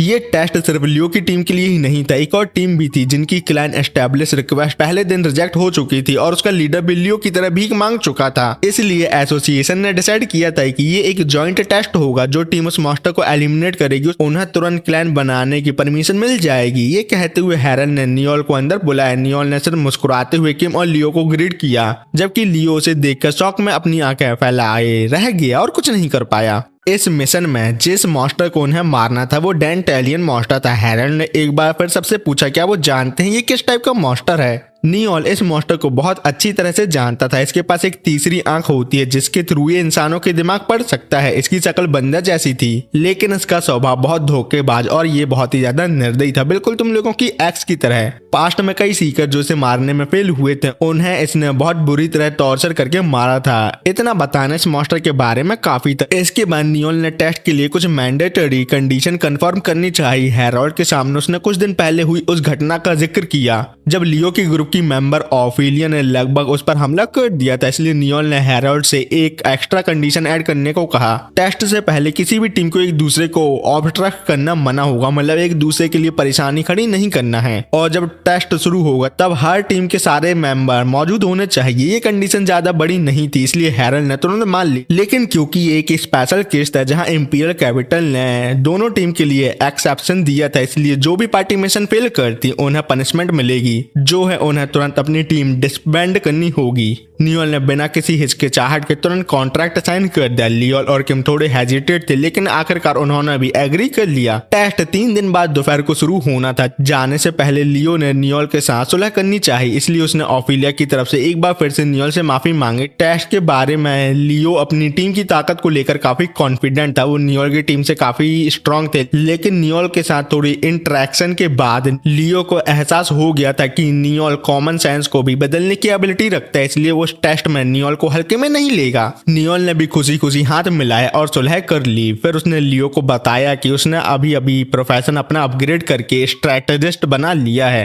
उसकी कैलकुलेशन एबिलिटी लगभग प्रोफेसी के लेवल की हो चुकी है। नियोल ने फिर एक सातिर सी मुस्कान के साथ लियो को बताया कि पहले ही वो सीन देख चुका है जहां लियो उसके सामने रो रहा होगा और भीख मांग रहा होगा। 3 दिन बाद दोनों टीम टेस्ट शुरू करने के लिए इकट्ठा हुई। हेरल्ड के सिग्नल पर लियो की टीम तुरंत काम में लग गई, जबकि नियोल की टीम शांति से मैट बिछाकर लंच करने लगी। ये देखकर लियो को काफी क्यूरियोसिटी हुई और उसने नियोल से पूछा कि वो ऐसा क्यों कर रहा है, तो नियोल ने शांत लहजे में जवाब दिया, जब भूख लगे तो खाना खाना चाहिए और लाइन मारती हुई लड़की मिले तो भाग जाना चाहिए, जिससे जीवन अच्छा रहता है। इतनी अच्छी बात सुनकर पता नहीं क्यों लियो को गुस्सा आ गया, पर किम ने लियो को रोका और धीरे से याद दिलाया कि जब से उन्हें नियोल जैसे लोगों की टीम के साथ टेस्ट में उतरना पड़ा तब से उनकी रेपुटेशन पहले से ही नीचे गिर चुकी, इसलिए उन्हें ये टेस्ट जीतने में ध्यान देना चाहिए, ना कि नियोल जैसे नल्ले गिल्ले की बातों पर। इसके बाद लियो की पूरी टीम बिना नियोल की परवाह किए आगे बढ़ गई। एबिस में घुसते ही ऑफिलिया ने तुरंत अपनी स्किल यूज की। दुश्मन के वैनगार्ड को उनकी एंट्री का पता चल चुका था।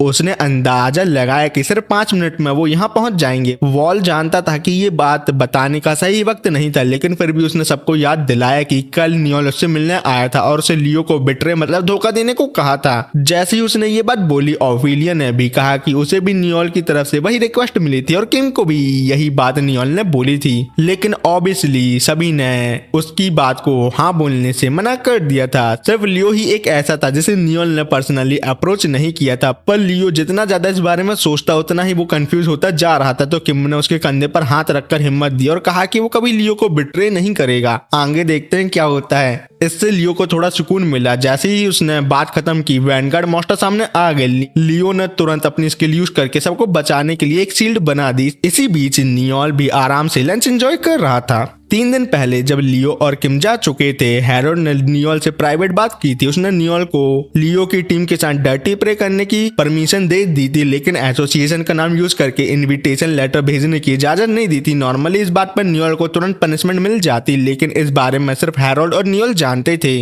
इसलिए फिलहाल हेरोल्ड ने आंखें बंद कर ली। एक बार फिर हेरोल्ड ने नियोल से पूछा कि क्या वो जीत पाएंगे। नियोल ने हमेशा की तरह शांत और पक्के लहजे में जवाब दिया कि वो ही जीतेगा। प्रेजेंट में वापस आते हुए कोगा खाते हुए भी टेंशन में था कि अगर नियोल की टीम जीत गई तो क्या, लेकिन नियोल को पूरा यकीन था कि ऐसा नहीं हो। उसे भी पता था लियो की टीम वाकई बहुत पावरफुल थी और उनकी टीम से काफी ज्यादा स्ट्रांग थी, इसलिए अगर नियोल को जीतना था तो उसे इंतजार करना ही पड़ेगा। नियोल ने लियो को बहुत गहराई से स्टडी किया था। लियो से निकलने वाली मैजिक आम लोगों से काफी ज्यादा थी, जिसकी वजह से उसकी स्किल यूज सोचने के बराबर स्पीड से एक्टिवेट हो जाती थी, लेकिन वही खासियत एक दिन चुपके से उसके लिए रुकावट बनने वाली थी। आलमा और कोगा भी अभी पूरी तरह नहीं समझ पा रहे थे, इसलिए नियोल ने और समझाना उन्हें जरूरी नहीं समझा। उसे सिर्फ इतना पता था कि उसने जो बीज बोया था वो अब उग चुका होगा, इसलिए देर से पहले लियो की टीम के बाकी 3 मेंबर उसे बिट्रे करने वाले थे। बैटल में लियो की पूरी टीम को मॉन्स्टर डेंटोलियन से लड़ते हुए 1 घंटा हो चुका था। उसके आसपास के छोटे मॉन्स्टर तो मर चुके थे, लेकिन सिचुएशन अभी भी एक तरफा थी। डेंटेलियन बहुत ज्यादा पावरफुल था और लोगों के दिमाग पढ़ सकता था, इसलिए उनका कोई भी अटैक उस पर नहीं लग रहा था। लियो ने अपने प्रोफेशन की पूरी ताकत झोंककर एक ब्लाइंड स्पॉट से खतरनाक अटैक किया, फिर भी डेंटेलियन बच गया। जैसे ही लियो अगला अटैक करने वाला था, उसने देखा कि मॉन्स्टर के हाथ में अनगिनत पत्थर जमा हो चुके थे। लियो घबरा गया और जोर से चिल्लाया कि सब तुरंत हट जाएं।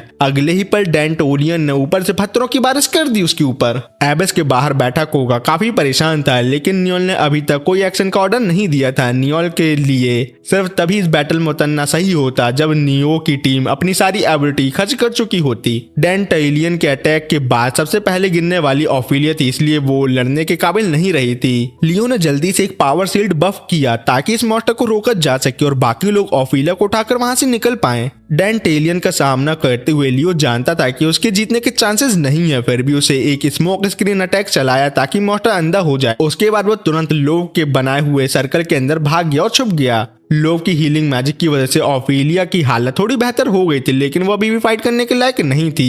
इस पॉइंट पर किम ने एक प्लान सोचा। वो चाहता था कि वो खुद एक बेट के तौर पर यूज हो ताकि लियो अपनी फिनिशिंग स्किल यूज कर सके, क्योंकि उस स्किल का एरिया ऑफ इफेक्ट बहुत बड़ा था। किम चाहता था कि मॉन्स्टर को जितना हो सके दूर ले जाए ताकि ऑफिलिया और लो पर कोई असर ना पड़े। लियो ने इस प्लान पर बार बार सोचा, लेकिन फिर उसे रिजेक्ट कर दिया। मॉन्स्टर डेंटेलियन के पास दिमाग पढ़ने की एबिलिटी थी, इसलिए उसे धोखा देना लगभग नामुमकिन था, इसलिए ये प्लान काम नहीं कर। और दूसरी बात, नियोल के पास खुद का एक और प्लान था। वो चाहता था कि नियोल की टीम के साथ मिलकर मॉन्स्टर को खत्म किया जाए। इसका मतलब ये होता कि उन्हें टेस्ट छोड़ना पड़ता, लेकिन शायद इस तरह उनकी पूरी टीम के डिसबैंड होने के चांसेस कम हो जाते। ये बात सुनते ही किम गुस्से से भड़क होता और लियो पर चिल्लाया कि दुश्मन के साथ मिलकर काम करना ये अच्छी बात है। ये बिल्कुल लियो जैसा नहीं था, लेकिन लियो के पास और कोई रास्ता नहीं था कि लीडर होने के नाते उसकी जिम्मेदारी थी कि सबकी सेफ्टी इंश्योर वो करे। वो अपने टीममेट को कैसे जान के खतरे में ढकेल सकता था कि जानते हुए कि वो मरने वाले हैं। लियो की ये बात सुन के किम फूट फूट कर रोने लगा और लियो को जोर से गले लगा लिया। फिर उसने लियो के पेट में छुरा घोंप दिया, लेकिन किसी जानलेवा जगह पर नहीं। क्या मतलब, उसे तड़प तड़प के मरने देना चाहता था वो। उसके बाद किम ने अपने दिल का सारा दर्द बाहर निकाल दिया। लियो का सॉन ब्रदर और टीममेट होने के नाते किम हमेशा धीरे धीरे लियो के लेवल तक पहुंचने की कोशिश करता रहा था। वो हमेशा इस बात के लिए तैयार था कि एक दिन वो लियो के लिए अपनी जान भी दे देगा, लेकिन अब सब कुछ खत्म हो चुका था। किम घुटनों के बल गिर गया और आजादी की भीख मांगने लगा। इसी वक्त डेंटेलियन बैरियर के बिल्कुल बाहर आ चुका था, लेकिन इसलिए नहीं कि उसने लियो की टीम को ढूंढ लिया था, बल्कि इसलिए क्योंकि नियोल भी अब गेम में एंटर कर चुका था। नियोल ने मुस्कुराते हुए लियो की टीम को हल्का सा ग्रीट किया और तुरंत अपने काम पर लग गया। डेंटेलियन ने सीधे नियोल पर जंप करके अटैक किया। नियोल हल्का सा साइड में हटा और झाड़ियों के बीच से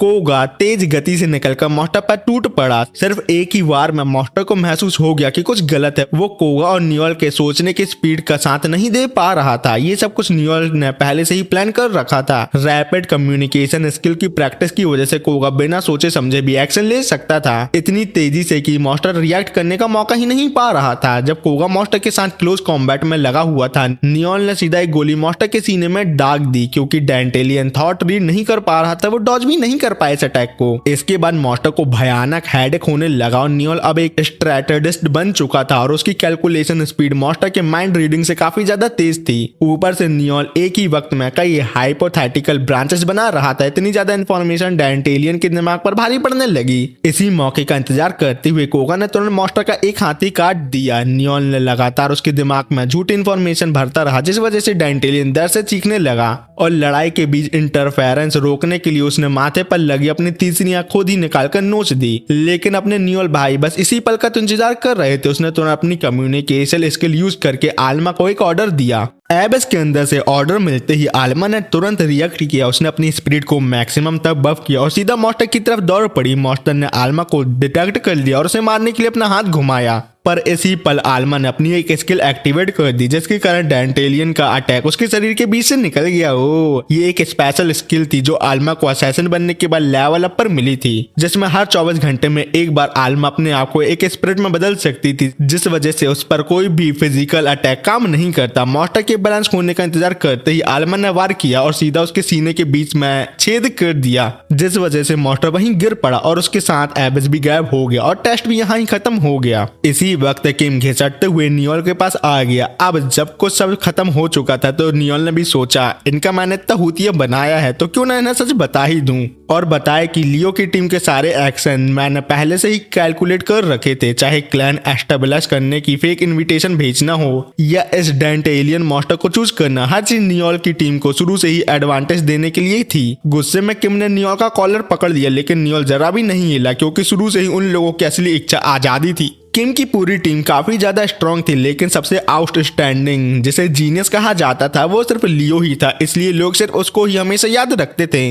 बाकी लोगों को गुइया के खेत में फेंक देते थे। नियोल ने सीधी नजर लियो पर डाली और कहा कि उसके अपने टीम मेंबर ने लियो को बिट्रे नहीं किया, बल्कि लियो ने खुद उन्हें बिट्रे किया था। फैसले के उस पल में अपने टीममेट पर भरोसा न करने वाला ही लियो ही था। इन बातों को सुनकर लियो दांत पीस कर रह गया। उसे पता था नियोल सही कह रहा है, इसलिए अब वो नियोल के खिलाफ कुछ कर भी नहीं पाया। इसी वक्त हेरल्ड वहां आया और नियोल की टीम को विनर डिक्लेयर कर दिया, साथ ही उन्हें तुरंत क्लैन एस्टेब्लिश करने की परमिशन भी मिल गई, जबकि लियो की साइड को एग्रीमेंट के मुताबिक अपनी टीम डिस्बैंड करनी पड़ी। सेलेस्टियल विंग नाइट के डिस्बैंड होने की खबर पूरे इंपीरियल कैपिटल में आग की तरह फैल गई, यहाँ तक कि सबसे एक्सपीरियंस सीकर भी इस बात पर यकीन नहीं कर पा रहे थे। लीसा सिटी गेट पर अपनी बहन ऑफिलिया को छोड़ने आई, जहाँ ऑफिलिया ने उसे जोर से गले लगाया और कहा कि वो बहुत ज्यादा थक चुकी है। पहले उसे लगा था वो काफी स्ट्रांग, लेकिन कभी उसने सोचा नहीं था कि एक दिन उसे ऐसे जाना होगा। जाते जाते उसने लीसा को अपने टीममेट को संभाल कर रखने की सलाह दी, जो बहुत ही जरूरी बात है। दूसरी ओर नियोल ये खबर जेल में ह्यूगो को दिखाने ले गया। ह्यूगो को लगा कि नियोल थोड़ा ज्यादा ही निर्दयी है, लेकिन नियोल का मानना अलग था। उसके लिए वो टीम पहले ही बिगड़ चुकी थी, उसने बस उन्हें अपनी गलतियों का एहसास कराया और कुछ नहीं। उधर टैवरन में किम बस दारू पी पी कर बिल्कुल भंड हो चुका था, बिल्कुल दिल टूटे आशिक की तरह। उसे इतना डिप्रेस देखकर टैवरन ओनर ने समझाया कि किम अभी जवान है, इसलिए ये सिचुएशन उसे मैच्योर बनाएगी और उसे अपने चुने हुए रास्ते पर आगे बढ़ना चाहिए। मतलब मौत नहीं यार, मतलब कुछ न्यू ट्राई करना चाहिए। फिर भी किम खुद को माफ नहीं कर पा रहा था। उसके हाथ कांप रहे थे क्योंकि ये वही हाथ थे जिन्होंने लियो को छुरा मारा था, इसलिए वो एहसास अभी भी उसके अंदर था। किम फूट फूट कर रोने लगा। उसे समझ आया कि वो गलत था। उस खतरनाक पल में लियो ने बस अपने टीममेट को बचाने के लिए ही सही फैसला लिया था। फिर भी किम ने लियो पर क्यों भरोसा नहीं किया। गुस्से में आकर असली गद्दारी तो उसने की ना कि लियो ने। टैवरन ओनर ने उसे फिर समझाया, हाँ किम के एक्शन माफ करने लायक नहीं है, बिल्कुल नीच हरकत थी उसकी, लेकिन अगर वो सच में लियो के लिए कुछ करना चाहता है तो उसे लियो को आजाद करने में मदद करनी होगी। पर किम को टैवरन ओनर की बात समझ में नहीं आई। टीम तो डिस्बैंड हो चुकी थी, तो क्या लियो ऑलरेडी फ्री नहीं हो गया था? तब टैवरन ओनर ने उसे समझाया, अगर किम को लियो को छुरा मारने का गिल्ट है तो लियो को अपने टीममेट पर भरोसा न कर पाने का गिल्ट है। ये गिल्ट लियो को एक मेंटल जेल में बंद कर चुका है, जहां से वो कभी आजाद नहीं हो पाएगा, और लियो को जेल से निकालने वाला सिर्फ किम ही हो सकता है। इसी बीच लियो एडगर के ग्रुप के हाथों बुली हो रहा था। कितना नल्ला हो गया है जी पिटने खुचने के बाद।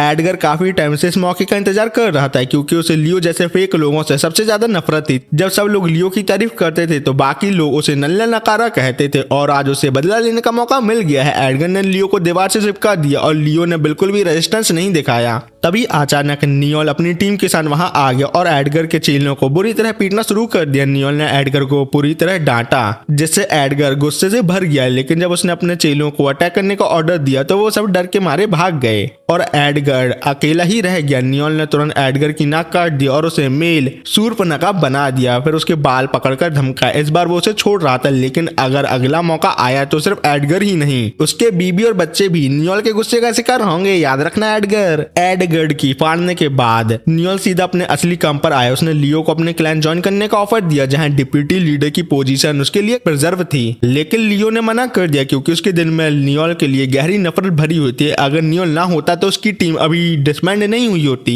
तब नियोल ने लियो को एक कड़वी सच्चाई से रूबरू कराया कि उसकी टीम पहले से ही खत्म हो चुकी थी। आगे बढ़ने वाला सिर्फ लियो ही अकेला था और बाकी सब उसके पीछे भागते रहते थे। जैसे जैसे वो बड़े होते उनके दिलों में एक अनजान प्रेशर बनता जाता और वही प्रेशर एक दिन टीम तोड़ देता। चाहे नियोल बीच पर इंटरवीन करता या नहीं, रिजल्ट वही होता जो अभी है। ये बातें सुन के नियोल गुस्से में लियो पर चिल्लाया क्योंकि उसे आधी अधूरी फीलिंग बिल्कुल भी पसंद नहीं थी, क्योंकि जो हो चुका था वो बदला नहीं जा सकता था। टीम तो टूट चुकी थी और लियो की बदनामी दूर दूर तक फैल चुकी थी। बेइज्जती कर रहा है, लेकिन अगर लियो बढ़ता रहा और हिस्ट्री में रिकॉर्ड होने वाला एक महान सीकर बना तो लोग फिर भी उसे याद रखेंगे, जिससे उसकी एक्स पार्टी सेलेस्टियल विंग ये नाम भी याद किया जाएगा। फिर नियोल ने पूरे कॉन्फिडेंस के साथ कहा कि उसका गोल सबसे स्ट्रांग बनना है और उस गोल के लिए वो बेकार इमोशन को छोड़ने के लिए तैयार है। नियोल ने बाहें सिकोड़ी और आखिरकार नियोल का ऑफर एक्सेप्ट कर लिया और कहा वो इस पूरे सफर में नियोल पर नजर रखेगा। अगर नियोल ने कभी भी धोखा दिया तो उसकी सजा सिर्फ मौत होगी। इस तरह नियोल ने लियो को अपनी टीम में शामिल कर लिया। रूम में बैठे मैरियन को नियोल के तरीके थोड़े ज्यादा ही निर्दयी लगे। उसके लिए नियोल जो कर रहा था वो हद से ज्यादा था और उसे लगता था कि हेरोल्ड ने नियोल पर कुछ ज्यादा ही मेहरबानी कर दी है। हेरोल्ड भी अंदर से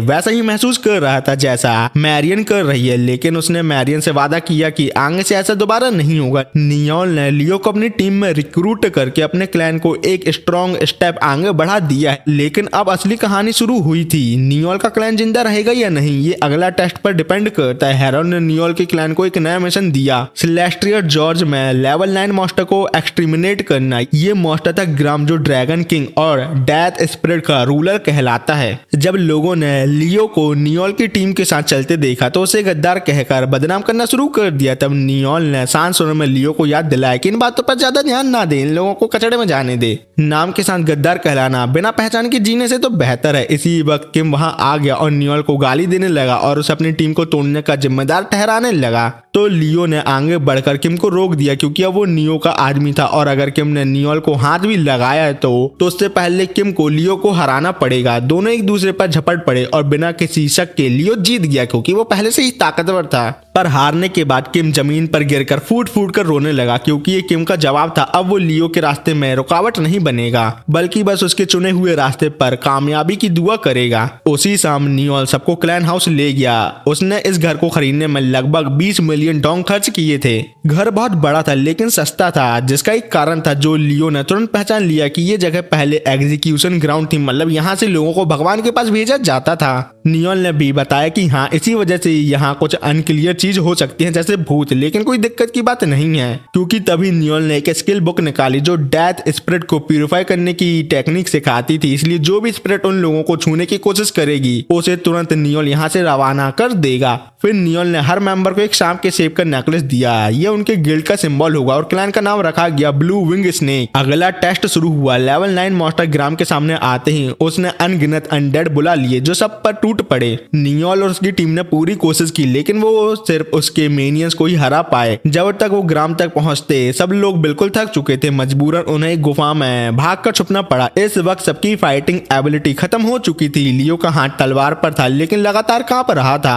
जल्दी ग्राम वहां पहुंच गया और अटैक करने ही वाला था कि नियोल ने अचानक उसे रोक दिया। नियोल ने कहा कि उसके पास एक डील है। अपनी जेब से नियोल ने एक स्प्रे बोतल निकाली और बोला ये स्प्रे ग्राम के लिए काफी फायदेमंद है। मॉन्स्टर को बात समझ नहीं आई लेकिन जैसे ही उसका शरीर अजीब सा महसूस होने लगा वो तुरंत पैरालाइज का शिकार हो गया। तब नियोल ने सच बताया, ये स्प्रे आल्मा के खून से बना एक खास पॉइजन है जो कुछ मिनट के लिए टारगेट को पैरालाइज कर देता है। ये एंश्योर करने के लिए कि ग्राम पर इसका असर हो, नियोल ने पहले से ही पूरा प्लान बना रखा था। उसने जानबूझकर टीम को डिसएडवांटेज में रखा और ग्राम को इस गुफा तक लाए। ये जगह पहले से ही तय की गई थी। इस पूरे एरिया में उसने ये पॉइजन स्प्रे कर रखा था। बिना रंग और बिना स्मेल के मॉन्स्टर पूरी तरह ट्रैप में फंस चुका था। जब ग्राम बिल्कुल भी हिल पा नहीं रहा था, नियोल ने एक गोली चलाकर उसका अंत कर दिया। बैटल यहाँ खत्म हो गई। हैरल्ड वहां आया और नियोल से कंफर्म किया इस अचीवमेंट से उसका नाम और ज्यादा मशहूर हो जाएगा। लेकिन नियोल के लिए ये सब कुछ भी नहीं था। उसने फिर से हैरल्ड के सामने ऐलान किया कि वो ओवर डैड का पोता है, इसलिए वो हिस्ट्री का सबसे स्ट्रॉन्गेस्ट सीकर बनेगा, अपने दादाजी की तरह। पर लोगों ने सवाल किया कि एक टॉक स्मिथ होते हुए नियोल सबसे स्ट्रॉन्ग कैसे बनेगा। लेकिन जवाब बहुत ही ज्यादा आसान था। नियोल खुद स्ट्रॉन्ग नहीं बनेगा, बल्कि सबसे स्ट्रॉन्ग टीममेट को लीड करेगा और उस टीम के साथ शोहरत और ताकत की बुलंदियों तक पहुंच जाएगा।